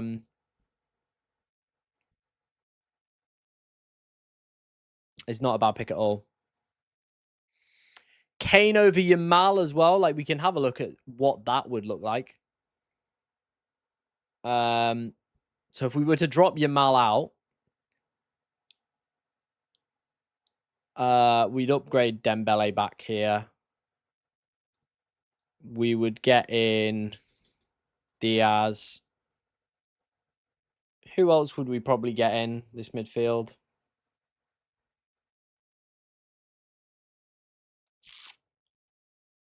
Again, I just don't think the midfield options are, like, good enough. Like, there isn't anybody really screaming to me. Like, we probably end up with, like, Bellingham in here. And then 7.6. Sane or Wirtz. I think that's how a no Yamal team would probably line up. We've got a little bit of money in the bank as well for this, so. But again, like,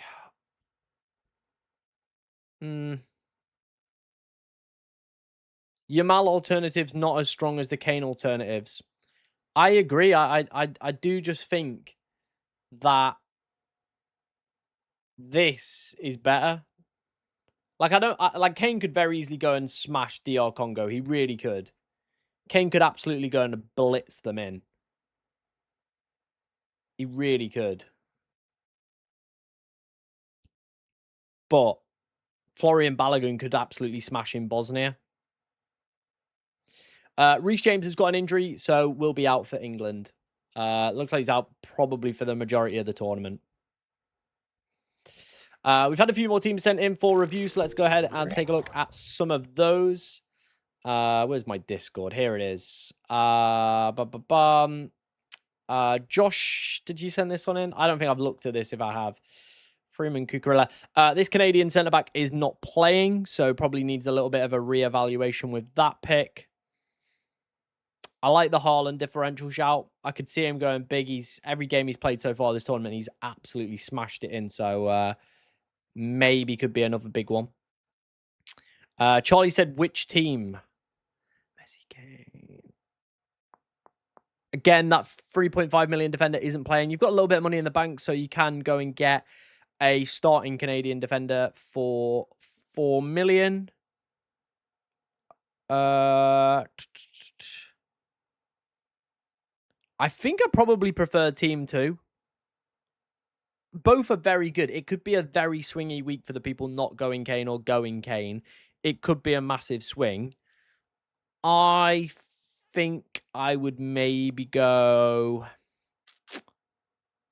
It depends how much you want Kane, ultimately. Both teams are very, very good, very, very strong. It's all dependent how much you value Kane, in my opinion. How much you think Kane's going to be the best player. If you think you can live without Kane, then I'd probably go option 2. FPL Caleb sent his team in. Thank you, mate. Nice looking team. Yeah, decent looking team. Creepu, again, we're going to have to watch him in terms of his ownership percentage, see where he ends up at. But yeah, I do like him. I think he's a decent team, mate. It's a decent team heading into this game week. J-Lo as well. This is the thing, like, it's hard for me to give, like, constructive criticism, especially within this game, because as we've seen, there are so many players that could do well. Like, it's so hard to sometimes give advice. And I even think in the round of 32 here, there are still so many different players that could really deliver the goods. So I think it is quite difficult to say. I like the Bruno Guimaraes pick. Konza as well, as long as he stays under 5%, should be a nice option to obviously consider. Mbappe, Kane, Messi, yeah, pretty standard. Good team. Good team. Triple France. Hopefully it works out for you, man. Hopefully it absolutely smashes it through. I can't remember which team we're on. I think we're on this one. Yeah, we've got Munoz over Sanchez for the scouting bonus. Could backfire, but we've gone with it for the scouting bonus. I also don't think we've got any money left in the bank. I can't remember with this side if we had money left in the bank or not. Henny from Egypt is at 3.6 million. I mean, it's ultimately they're a case of attacking player or looking to maximize the scouting bonus, really, isn't it? So yeah, a player at 5% will not get the scouting bonus. Yeah, they will not get the scouting bonus. If you want to send me a team, join my my exclusive Discord server. Link in the description for that one, or it is the pinned comment as well. You can go and check that out for yourself.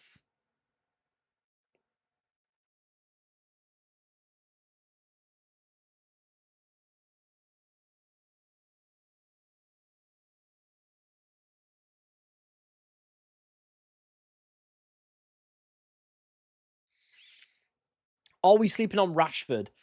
It wouldn't shock me if they just chuck Gordon back in at something. Yeah, it wouldn't surprise me if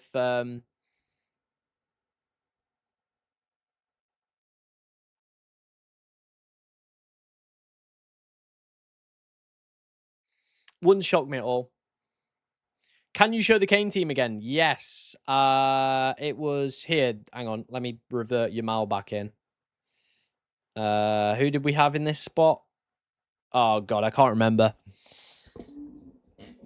I can't remember who we had. I think we had Vargas and...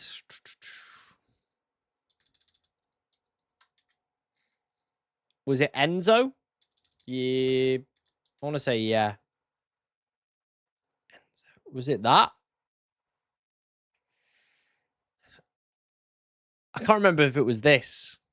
Maybe there was one or two tweaks in here that I can't remember I did off the top of my head. Oh, yeah. It was Dembele and Elise. There you go. So that's the Kane team for everyone asking for the poll. Poll is extremely tight, by the way. So yeah, this is the Kane team that we would look to go for. It's not bad. Like, again, this team could very easily outscore the one I'm looking at. Purely off the basis of Harry Kane, right? Harry Kane could just be the main provider or not. Or we look at this. And again, I do think it probably then comes down to the differential makers like Diaz, Bellingham, like compared to Kane. Like it's so difficult to say, isn't it? It is really, really difficult to say.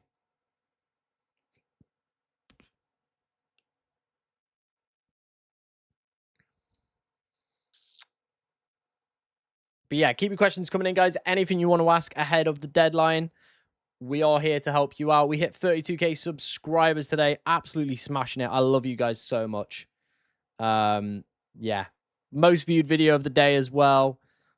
40k. Just insane numbers. Absolutely insane numbers. I love you guys so much. Yeah. Do love you lots. I love you lots. Yeah, I'll have a check of the Discord in a second.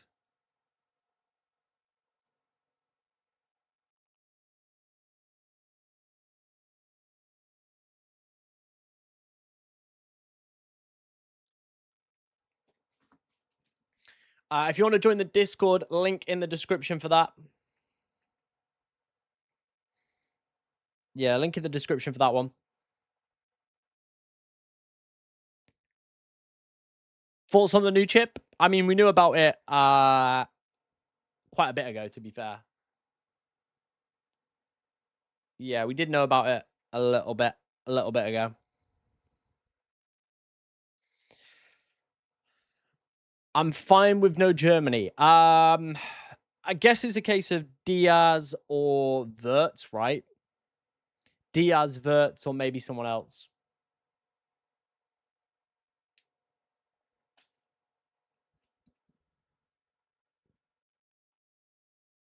I don't think it matters as much as the early stages for scouting bonus players. It's still nice to have them, though. Still nice, very nice to have them, as always. You know what I mean? It's always nice to have these picks that have the scouting bonus. But I don't think by any stretch of the imagination that it's like absolutely essential you must have them. But they're nice additions, aren't they? They're nice additions.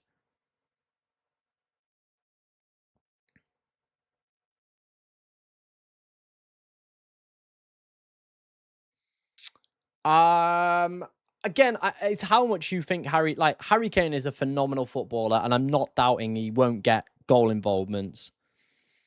I just worry that England haven't looked great. Like, we haven't looked free-flowing going forward at this tournament at all, in my opinion. We've just not looked at the races.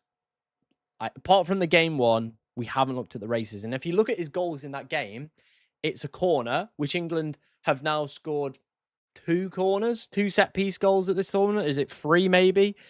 Then a penalty. So it's kind of one of those, isn't it? Yeah.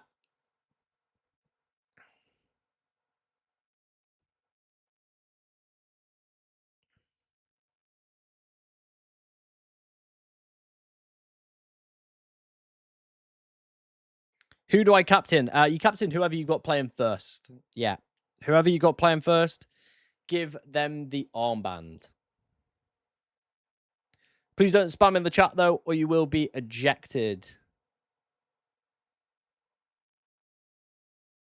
It's the pinned comment in the chat as well. Is the Discord. It is the pinned comment to join it. FPL Cartel is our Discord link.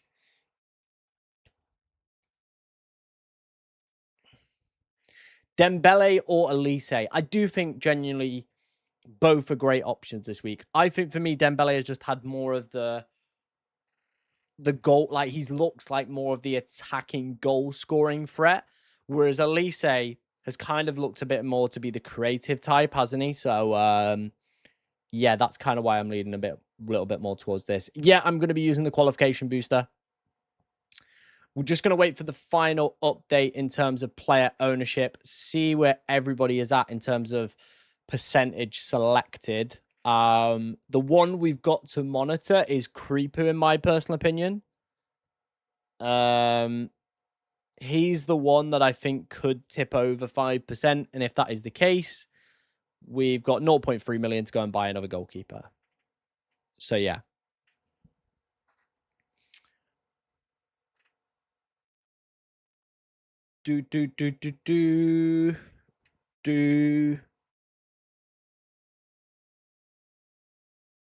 I don't know who we go and buy, to be honest. Do I really want to double up in terms of the United defense? Probably not.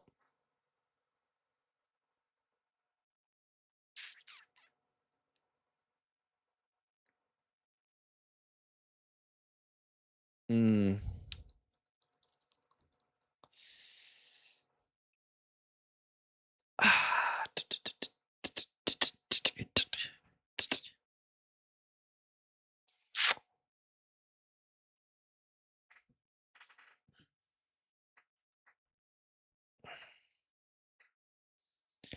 51% votes for the Kane team, 49% for the no Kane team. Ooh.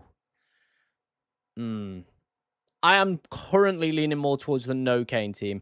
Cons are over 5%, probably a no-go in my opinion then. Creeper at 4.9, we're probably going to look to move on as well. Because I think he will definitely take over 5% as well. There isn't many good goalkeepers on that side of the draw. That is the problem, isn't there?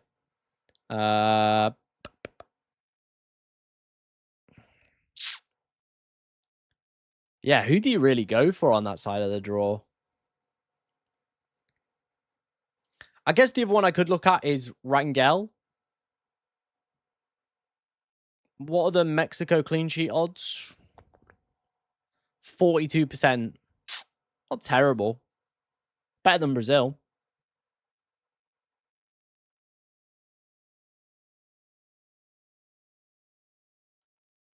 We've had a super chat. Anything I need to fix? Pickford, Rangel. Pickford and Rangel will play against each other if Mexico and England progress, so you would be out without a goalkeeper. I would probably recommend looking for a goalkeeper from either the other side of the bracket or maybe going like down to the bottom of the bracket, so your goalkeepers realistically probably wouldn't meet till the semi-finals anyway. Hakimi, Munoz, Mende, Dest, Vinicius, Yamal. Rest of the team looks really good. I'm not a big fan of Nemecha. So, yeah, that's probably where my mind's at. I have Pickford, so Rangel is a no-go, yeah. You could probably go for maybe Vargas, Abby. I don't know if you've got Munoz. I can't remember your team off the top of my head. Apologies. But Vargas is obviously on the bottom side of the draw, so they probably get knocked out by Argentina in the quarters. Maybe. I don't mind Jonathan David. Yeah, I don't mind Jonathan David. The Kane versus no Kane team is ridiculously tight. Oof. It is tight, baby.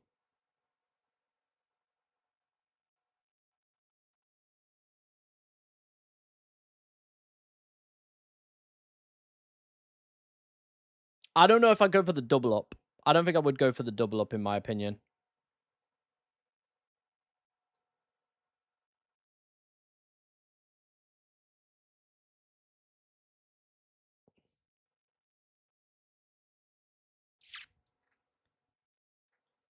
Yeah, I've seen that he put him at a high risk. Montiel could very easily start. Like, I'm not ruling that out. He could very easily start. I just find it weird that Montiel got subbed at half time, then was on the bench for match day 2, and didn't even feature in match day 3.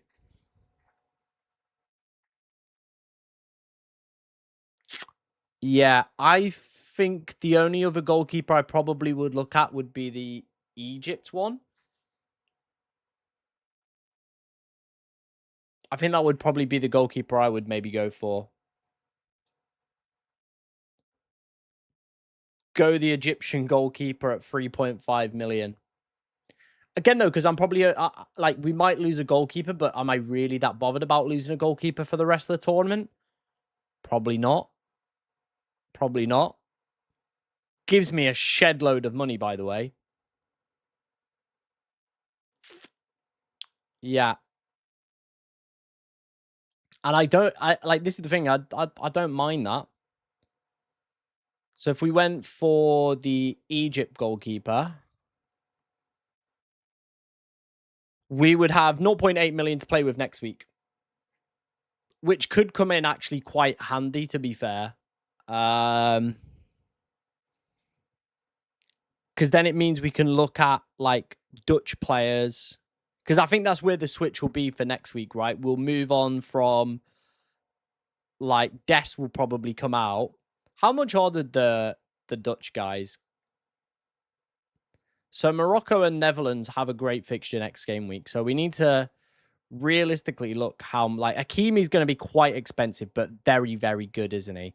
But then you've got people like Rayad at very cheap to get in, 3.9 million. Van Hex at 4.3. Mazwari, if he's going to play at 4.4. Like, the winner of that could be quite succulent.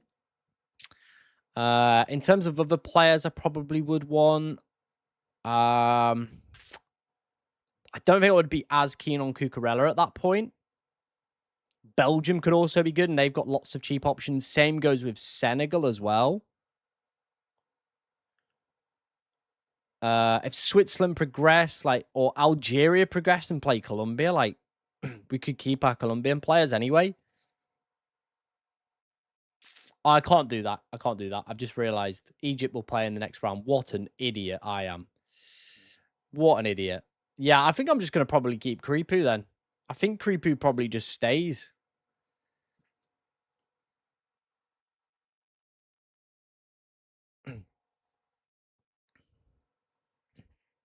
I've just realized, Abby, though, they'll play against each other in the next round. That was my problem. I realized very quickly there. They'll end up playing each other in the next round. So whoops.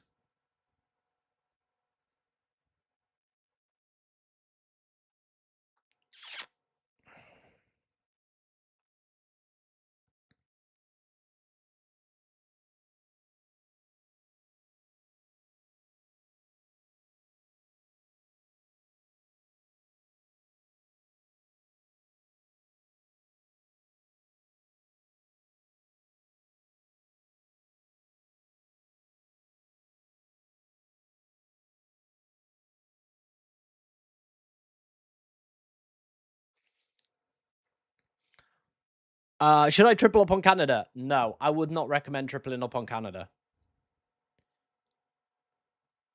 Yeah, I probably wouldn't recommend tripling up on Canada. I don't mind the French triple up. The problem is then you're gonna maybe have to look to get rid of them next week. That's the only thing I would say is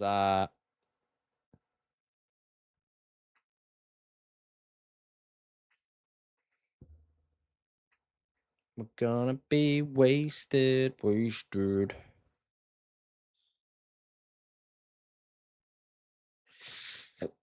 Florian Balogun, eh? I'm still not locked in. We're still having to play around with stuff.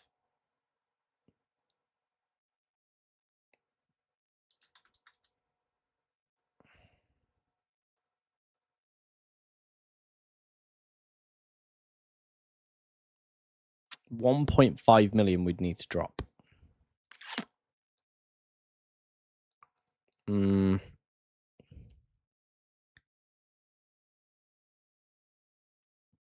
I really can't leave my team alone, can I? I really can't leave it alone. Then we probably would drop Dest to Freeman. But is Havertz going to be worth it? It gives me a German attacker. Is that going to be worth it? I don't know if that's better or worse. I don't know if that's going to be better or worse. Canada will have Netherlands or Morocco. That probably don't want to keep her against either way. So it doesn't really matter. You can use him next round. True. Do I prefer Sane and Cucurella as a pairing or Musiala and Kimmich? Probably Sane and Cucurella, yeah. So yeah, that's if we want to go and get Kai Havertz and have a German option.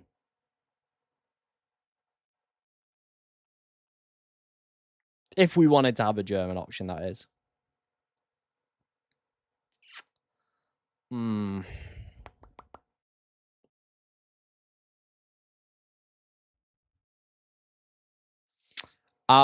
There is a really cheap guy from Spain. I can't remember the top of my head what his name is. Someone please remind me. Oh my god, what's his name? Is it Biena? Biena? I think he's on the other wing. I think that's how you pronounce it. Yeah, Biena. I think he's the other one. Manzambi doesn't qualify for scouting bonus. So that's why we've gone for Vargas there. But I guess we could look at him. We could look at him. Because if we went Manzambi, we can bring back in Dest. Like that. It's not bad, is it? It's not bad.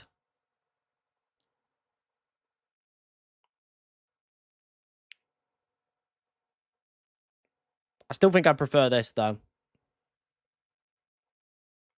Yeah, I think I do prefer this.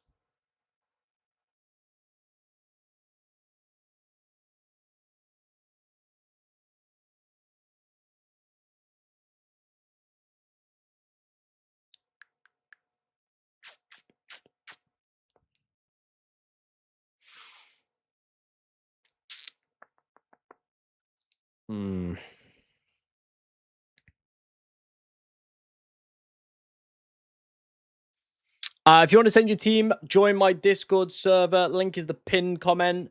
It will take you to the sub-launch page. You sign up there. 7 days completely free. Obviously, if you want to stay for longer, it's $7.50 a month, which we think is fairly reasonable considering everything that goes off in there. And yeah. Double Colombia, why? They're playing Ghana.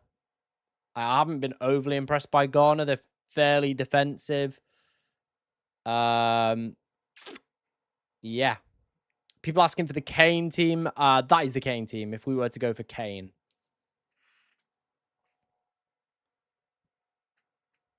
I just don't think it's as strong. I really don't think it's as strong. Yeah, I just don't think it's as strong. Please don't spam or you will be ejected. I'm not even muting people today. I'm just banning them permanently. Can't be arsed with it. Get out of here. I'm going to be using the qualification booster. Yeah, I'm going to use the qualification booster. Mate, if that Ghanaian guy bloody curses my team, I'm going to be fuming. If the Ghanaian witch doctor curses my team, I'm going to be fuming. Yeah, just better projected goals, isn't it, really? Better projected goals.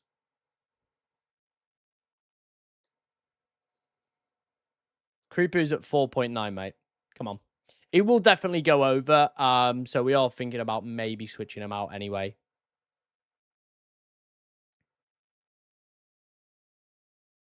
I mean, if Algeria beat Switzerland as well, that's great for us, isn't it? I personally just don't think the Kane team's as strong. Like, look, Kane is a great player. Um, but I just think personally for me, this team is just a lot stronger. Like, unfortunately, in this game, you just can't have all the premium options, can you? So yeah, I mean, James Rodriguez has been awful, awful across this tournament. Portugal's like the only good game he's had. Wino Lissandro, I've got Emmy just because I've got a goalkeeper all the way through. Then, I think that's the big thing for me. I don't want to have to make a goalkeeper transfer. So I feel like maybe just sticking Martinez in, who should realistically, looking at the fixtures they've got, probably make it all the way to the final. We've had the latest ownership update, so this is it. This is what we've got to work with. We're not going to get another one till after the deadline, unfortunately.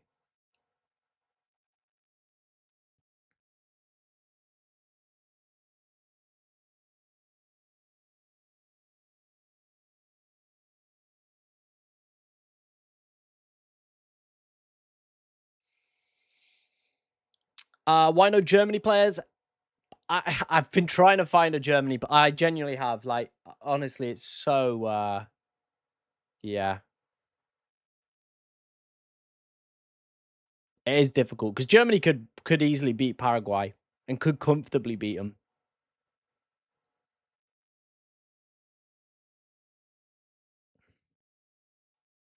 Scouting bonus. Yeah, scouting bonus.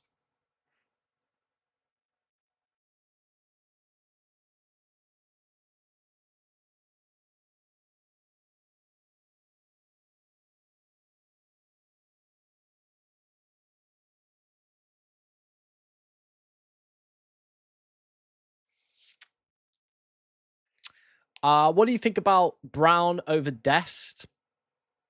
I don't mind it. I just think Dest, because he's playing out of position, looks to be a really good option.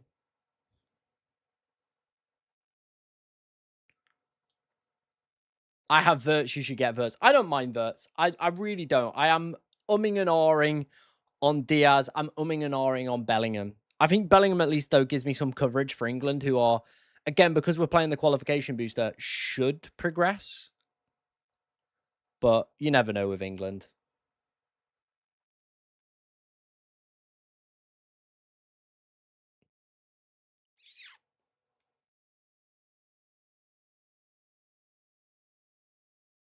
You never know. My camera's like starting to out focus. It's not staying in focus. We'll be here till about 8. Yeah. We'll be here till about 8 o'clock. Do I think he starts? Yes. I'm gonna go yes. Like, he's done quite well since Tagliafico's injury, but we very easily could see Tagliafico straight back in. Yeah. Should we do a coin flip? Kane or no Kane team? Let's do one. Heads is gonna be the Kane team. Tails is gonna be the no Kane team, okay? Heads. Kane team. The coin. The coin has spoken. Oof. The coin has spoken indeed. Yeah, I don't mind him. He looks to be a decent pickup.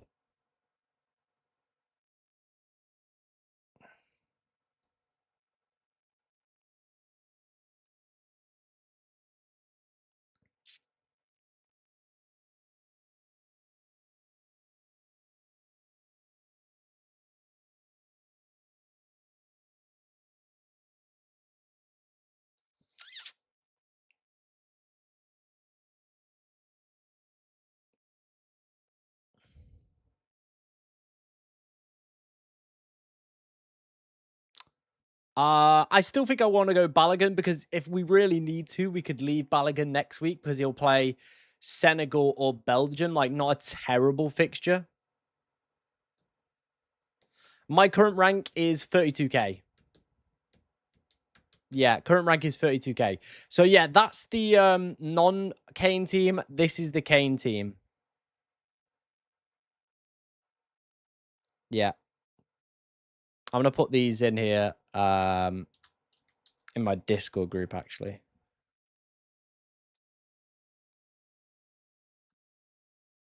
Let's put them in the Discord. We'll come back for that team in a second.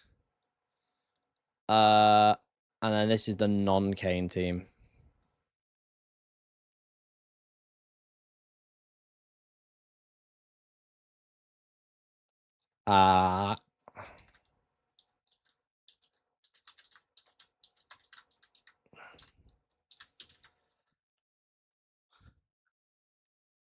Cool. Let's head over to the stream section. Switch to this view. White Desk, just such an attacking beast. Probably going to be playing right wing. Hey man, what do you think of this draft? Monjika got dropped right for one of the games. He did get dropped for one of the games, so I would be a bit wary of that. Team does look fairly decent though. Musiala, Lise, like that midfield is absolutely stacked. The defense is cheap as chips, but again, like because of how stacked this midfield is, I mean, it does look a very, very good team. That could go absolutely explosive.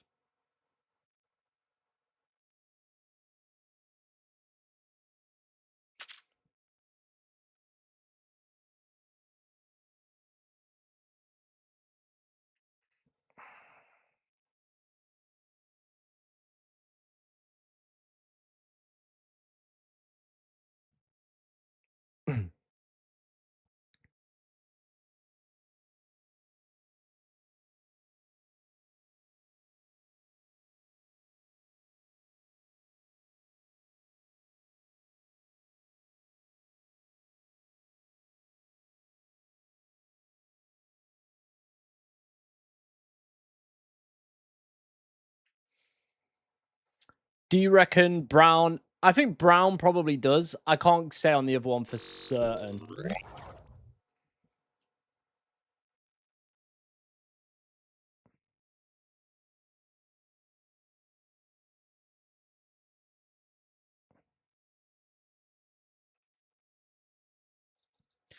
Yeah, I'm gonna be playing the qualification booster. I'm gonna be playing the qualification booster. We need to actually put this team together. Let's put this team together. Creepu, Balogun plays on the second, so before Diaz. And we'll put Messi in there like so. And that should be that.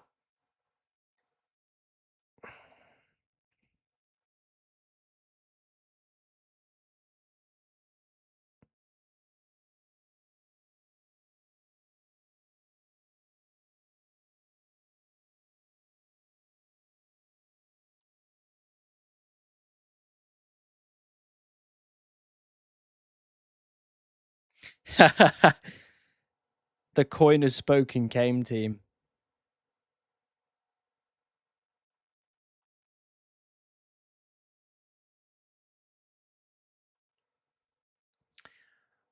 Kobel could be a decent choice, yeah.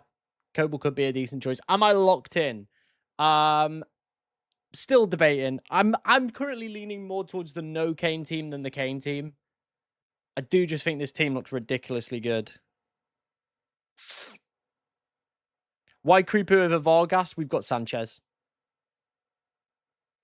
And like if Colombia get through, I don't mind playing Sanchez next week. Yeah, I don't mind it.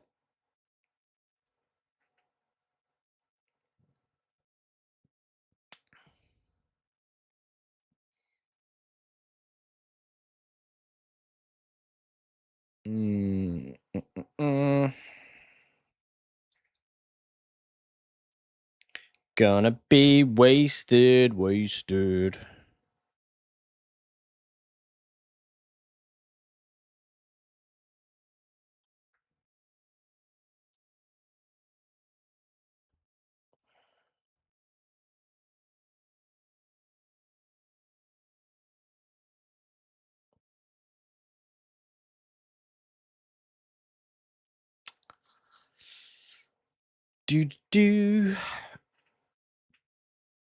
I don't mind Jonathan David. Look, it's a good fixture for Canada, but next round, remember, they will be facing off against a stiff opposition.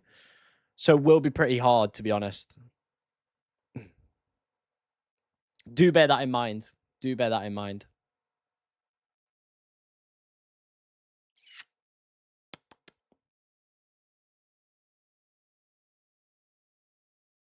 If you want to join the Discord, link in the description, or it is the pinned comment. The ownership status won't change, to be honest. Yeah, that'll be it now. They're locked in. This my final team? I think so. I think so. I think the only change I could realistically... I do think we're going to probably go for the no Kane route. Bit risky, but we've got Bellingham to cover England off, I guess. We've got Bellingham to cover it off. And I do just think it looks like a better team. Like, we're not sacrificing as much and having, like, Diaz. It's pretty much Diaz, Bellingham, Balogun versus Kane, Vargas, and, like, Enzo Fernandez. I just think this team looks more balanced. I don't mind Pulisic, mate. Vargas as well from Switzerland could be worth a look at.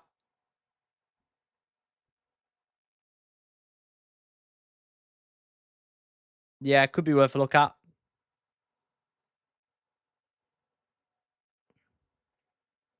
I believe in Jude. Nice.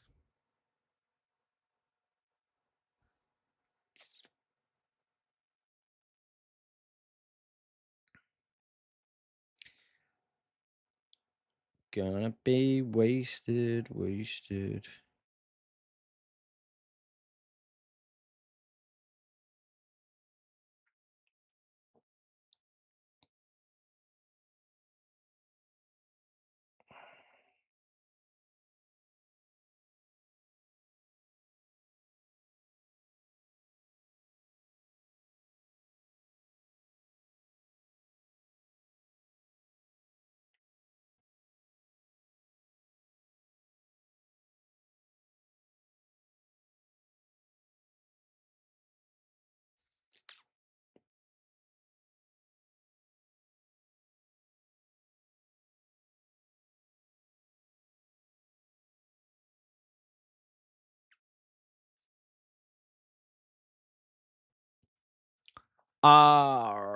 Kane or Havertz?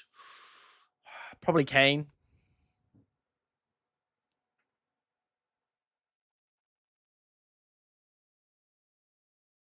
Probably Kane.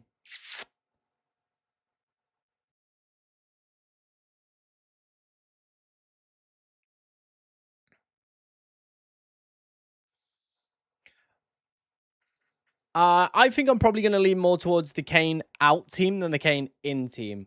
That's the way I'm currently feeling. I feel like the Kane out team is better than the Kane in team. I don't know what you guys think, but that's the way I'm leaning. Looking at the poll, it is ridiculously tight. 51% have voted for the Kane in team. 49% have voted for the Kane out team as well. So, yeah.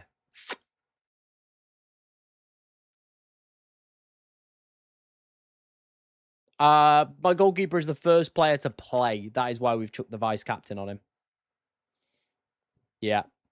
When do the US play? Is it tonight? I actually don't know. So then we go to Vinny. Quick turnaround to the Germany game, but we don't have any German players. Don't have anyone from Netherlands. No one from those games. No one from that game. On to then Yamal. No Swiss players. How many roles have we got then? Oh, we've got 2 Colombian players, like right at the depth if we really need them. So we've got 1, 2. Don't have any Germans. 3, 4, 5, 6, 7, 8 captaincy roles, I think. I think we've got 8. I think that's plenty. It's a decent amount.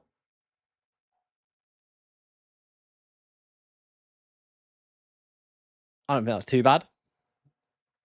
People saying I should go for Briel and Bolo instead of Balogun. Imagine if Balogun tips over 5%. I'll be fuming. I don't think he will, but it would be so frustrating if he did. It would be very frustrating if he did.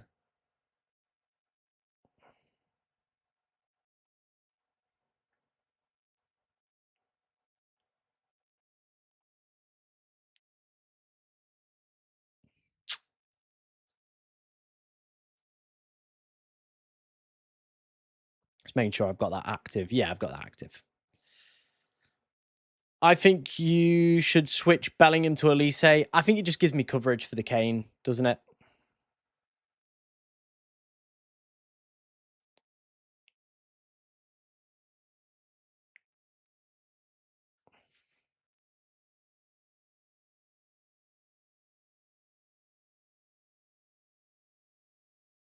Krupu is definitely going above 5%. I think he's the last one I've got to decide what I want to realistically do with him.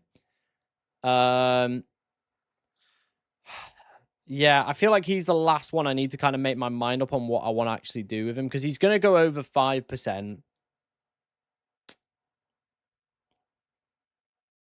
So we could get Vargas in, but then we'd need to look for another defender. Hang on. So if we put Vargas back in, who is under 5%, nice.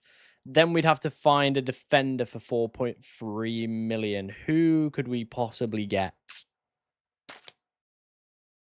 Got Dest. Then I think we're just picking a Canadian defender, but do I really want to pick a Canadian defender? Probably not.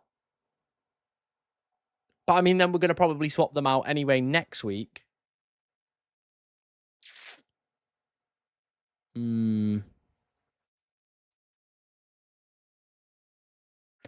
I don't know. I don't know.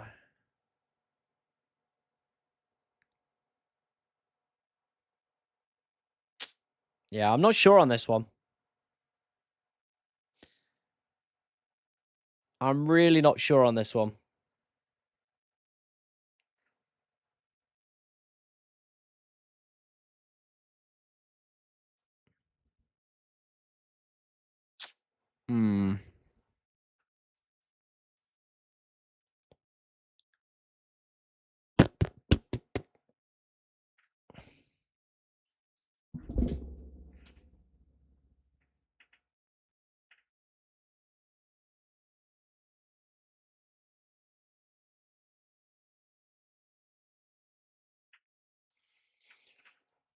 Put in Tim Ream. I just think Dest is great for what he does, and absolutely outplaying it. Dufungulus isn't playing. Yeah, he's not playing.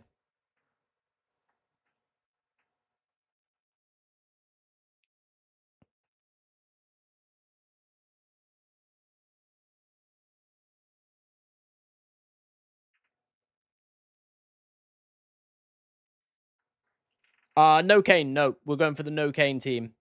The no Kane team is the one we are going to be going for. Now, I'm trying to work out in my head which is going to be the better route to go for here, because next round we'll probably want a Moroccan or a Dutch defender for Dest, probably, right? We'll probably want one of those for Dest.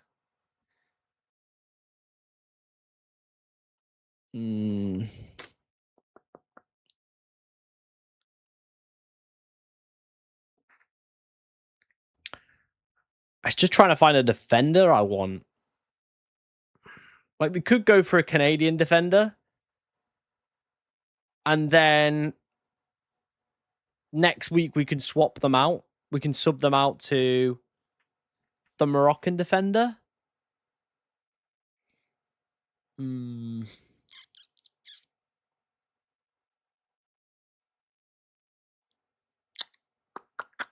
This is tough. This is a toughie.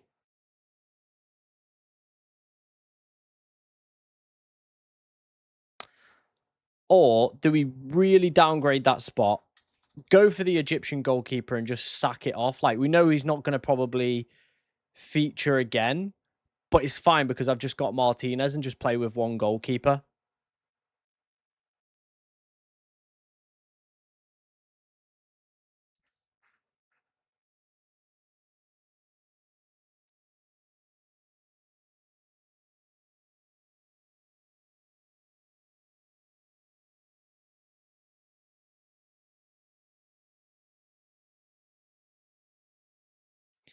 Because if I do that, and if I bring back in Sanchez, right, it then means next week we've got the money to go up to... Hakimi's at 6, but very affordable. Denzel Dumfries we can go and get if Holland don't progress. So we could go and get Hakimi. We're 0.1 million off it. But that can be very easily found somewhere. That can be found somewhere, right? We could find that 0.1 million. Ooh. I'm in overthinking overdrive here. Overthinking overdrive.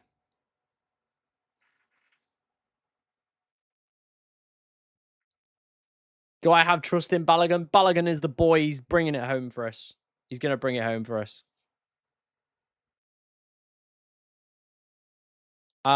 Maybe Nemetra because he'll qualify for scouting bonus. Yeah, he'll probably qualify for scouting bonus. I'm just trying to work out my plans for next week. I don't want to like Diaz to Musiala. Saves that 0.1, doesn't it?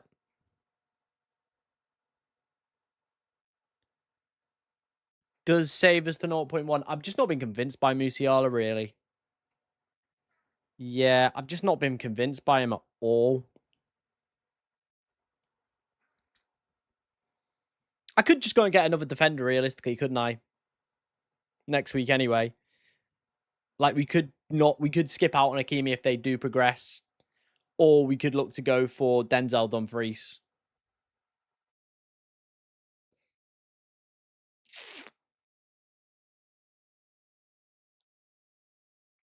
Yeah. Brobby to Balogun as well could be the shout next week, right? Because Brobby is how much? Brobby to Balogun looks so on for next week. If Netherlands beat Morocco, then they will face off against Canada or South Africa. So yeah, I like that. Obviously, get Hakimi out of here for now.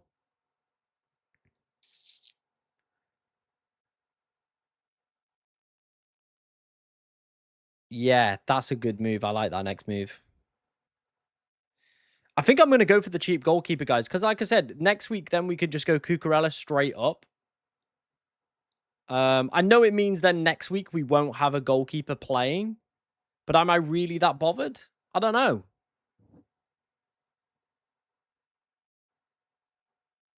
If we did Creepoo, would that put Creepoo back in? And if we did the save in here of Robbie, we'd actually still have enough to get Denzel Dumfries in next week. 0 in the bank, but if that was what would be required. And it all depends if, if Diaz falls out of the competition, then, you know, we'd probably look elsewhere anyway. Okay. All right. I'm going to stick with Creepoo.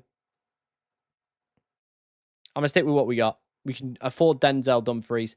If it comes down to Hakimi, we'll have to do some more shimmy shammying in here, but we probably then move out like a Diaz, maybe a Dembele goes. So I think that's going to be it. I think that's what we're going to go with.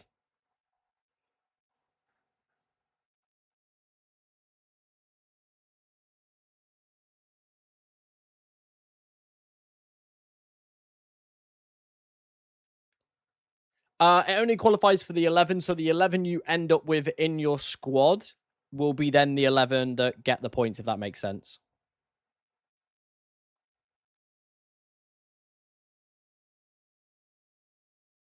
I put Dest on the Vice because we will captain Balogun in the US game. I won't captain Dest, I will captain Balogun. So yeah, there you go.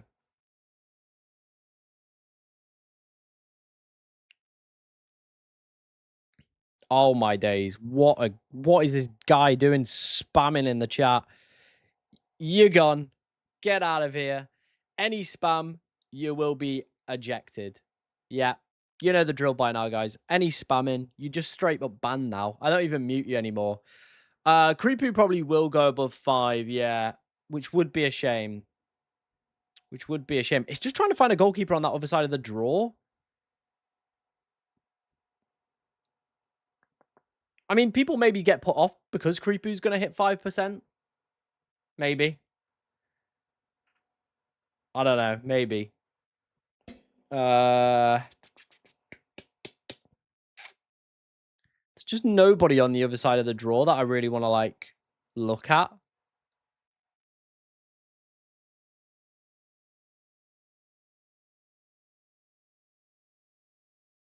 Yeah, there's just nobody, is there?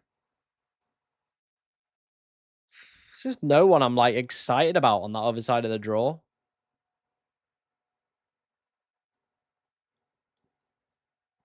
Make sure to lock your teams in, guys, by the way. Obviously, the game might crash at any point. So do make sure to get your teams locked and loaded. Been another very, very big stream for us today. We've just hit 32.2k subscribers. Thank you very much. Thank you so much for all your continued support on this channel. It's been immense this month. And I can't thank you enough, guys. Best centre back under 3.4 million. That is tough. That is tough. That is tough. Maybe you're looking at probably like a Canadian guy for that one, or a United Freeman at 4. Yeah, Freeman at 4. Am I confident in Diaz? I'm fairly confident. I'm fairly confident. Oh, this app is so shit. I just want to take a screenshot for Twitter.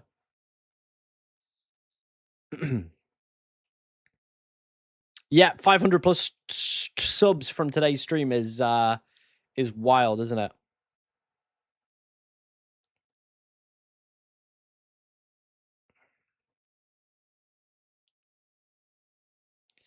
It is wild.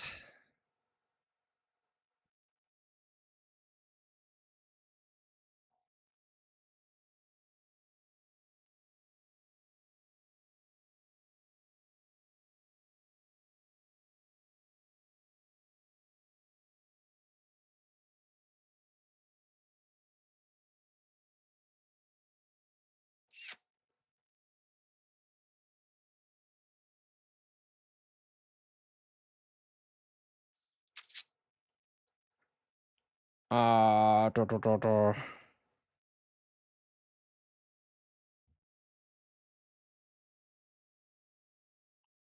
Bring it away. I probably would go Rodriguez. Yeah, I probably would go Rodriguez. Oh, mate, this app is terrible, isn't it?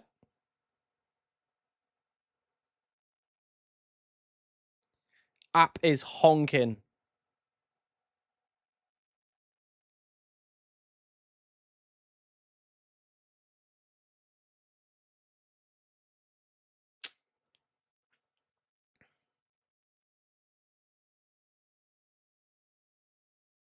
App is honking a poo.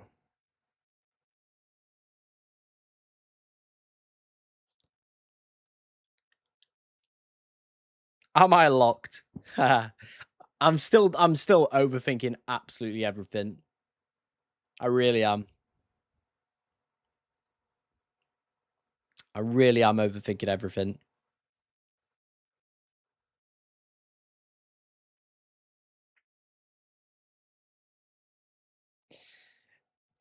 Let's lock it in.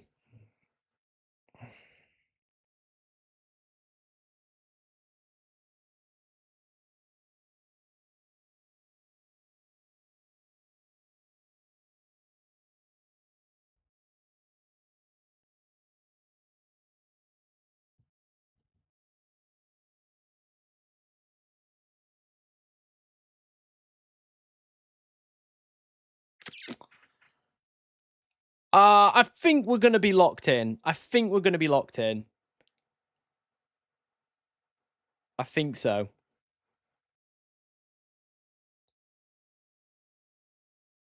Why Sanchez over Munoz? More purely from budgetary reasons next week. If we want to go and get Denzel Dumfries, we can do pretty easy. Yeah.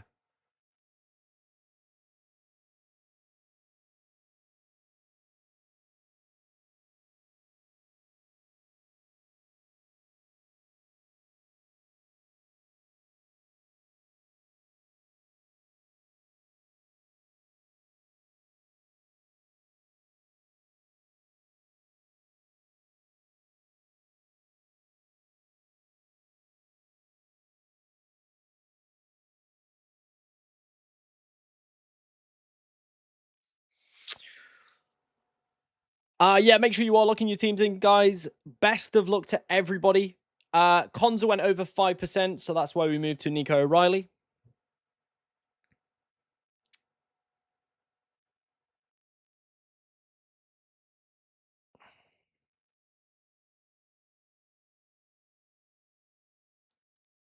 Gonna be wasted.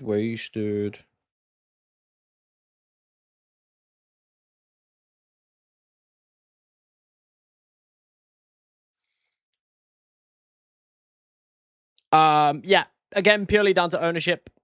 Purely down to ownership on that one. Yeah.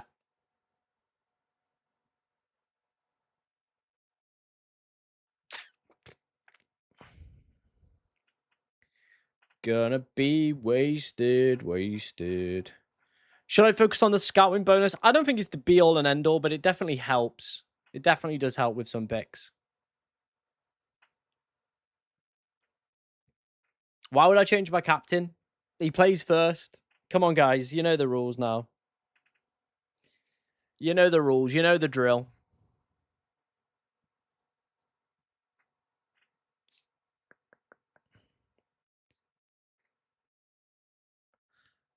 My captaincy plans will probably be we will go to Vinny, obviously, tomorrow night. Don't have any Germans, so we'll skip out on that one. Next captain will be Mbappe. Then we will have Bellingham.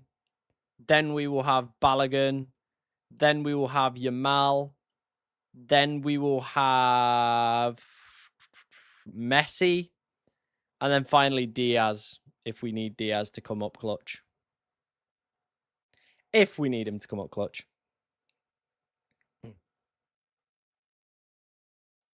It's gonna be wasted.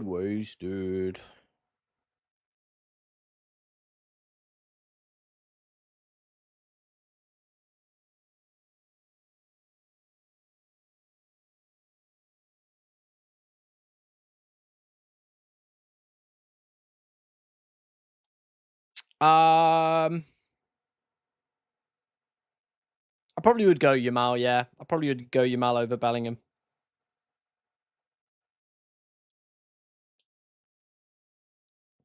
Dembele or Mbappe. I think you'd go the pen taker and go Mbappe still.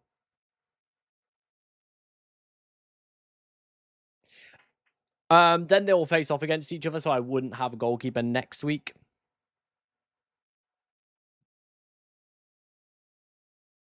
I hope this gets a max 22 qualification points. Definitely got it active. If I get rid of it, yeah, cool. It's active. It's active. Yeah, qualification boost active.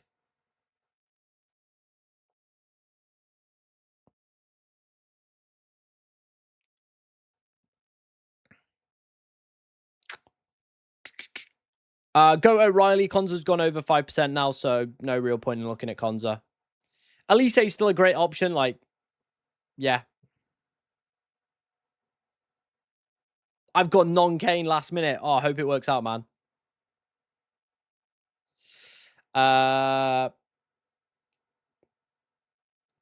Probably would more tempted with Nemecha. Just because he qualifies for scouting bonus. Yeah, that's probably the way I would look at that one. Dest or Freeman? I think Dest does have a mega haul in him at some point. Yeah, I probably would go with Dest. Yep, qualification booster is active.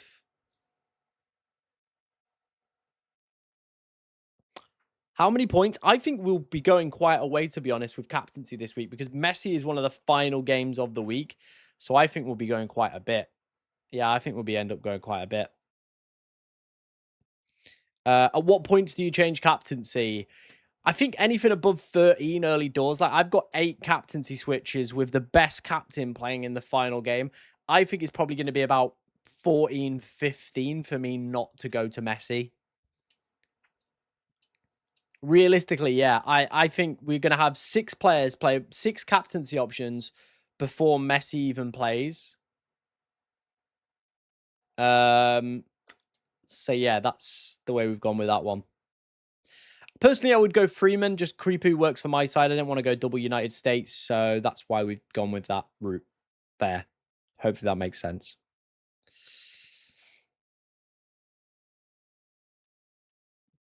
Dest or Ream? Ream has scouting bonus. Dest is just an attacking beast, isn't he, really? Yeah.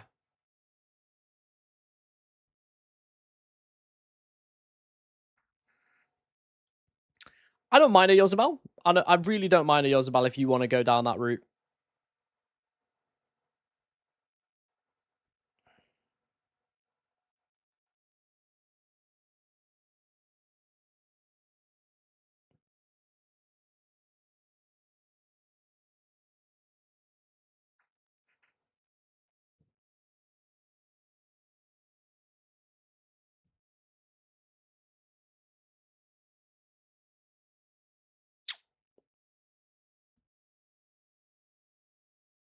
Cunha, probably not for me. I think Japan is actually fairly difficult game, you know. I do think the Japan game could be quite difficult for them.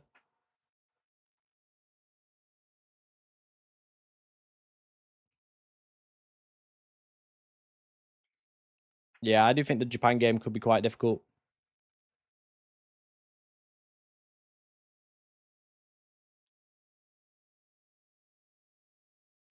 Wouldn't shock me if Japan won it. Genuinely wouldn't shock me if Japan won it.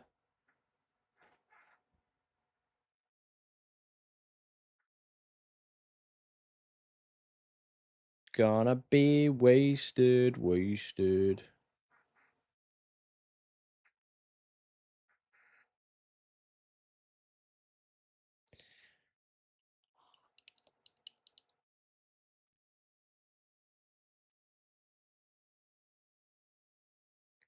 You're probably looking at a Canadian guy or Freeman. Yeah, from the United States. That's probably who you're going to be looking at.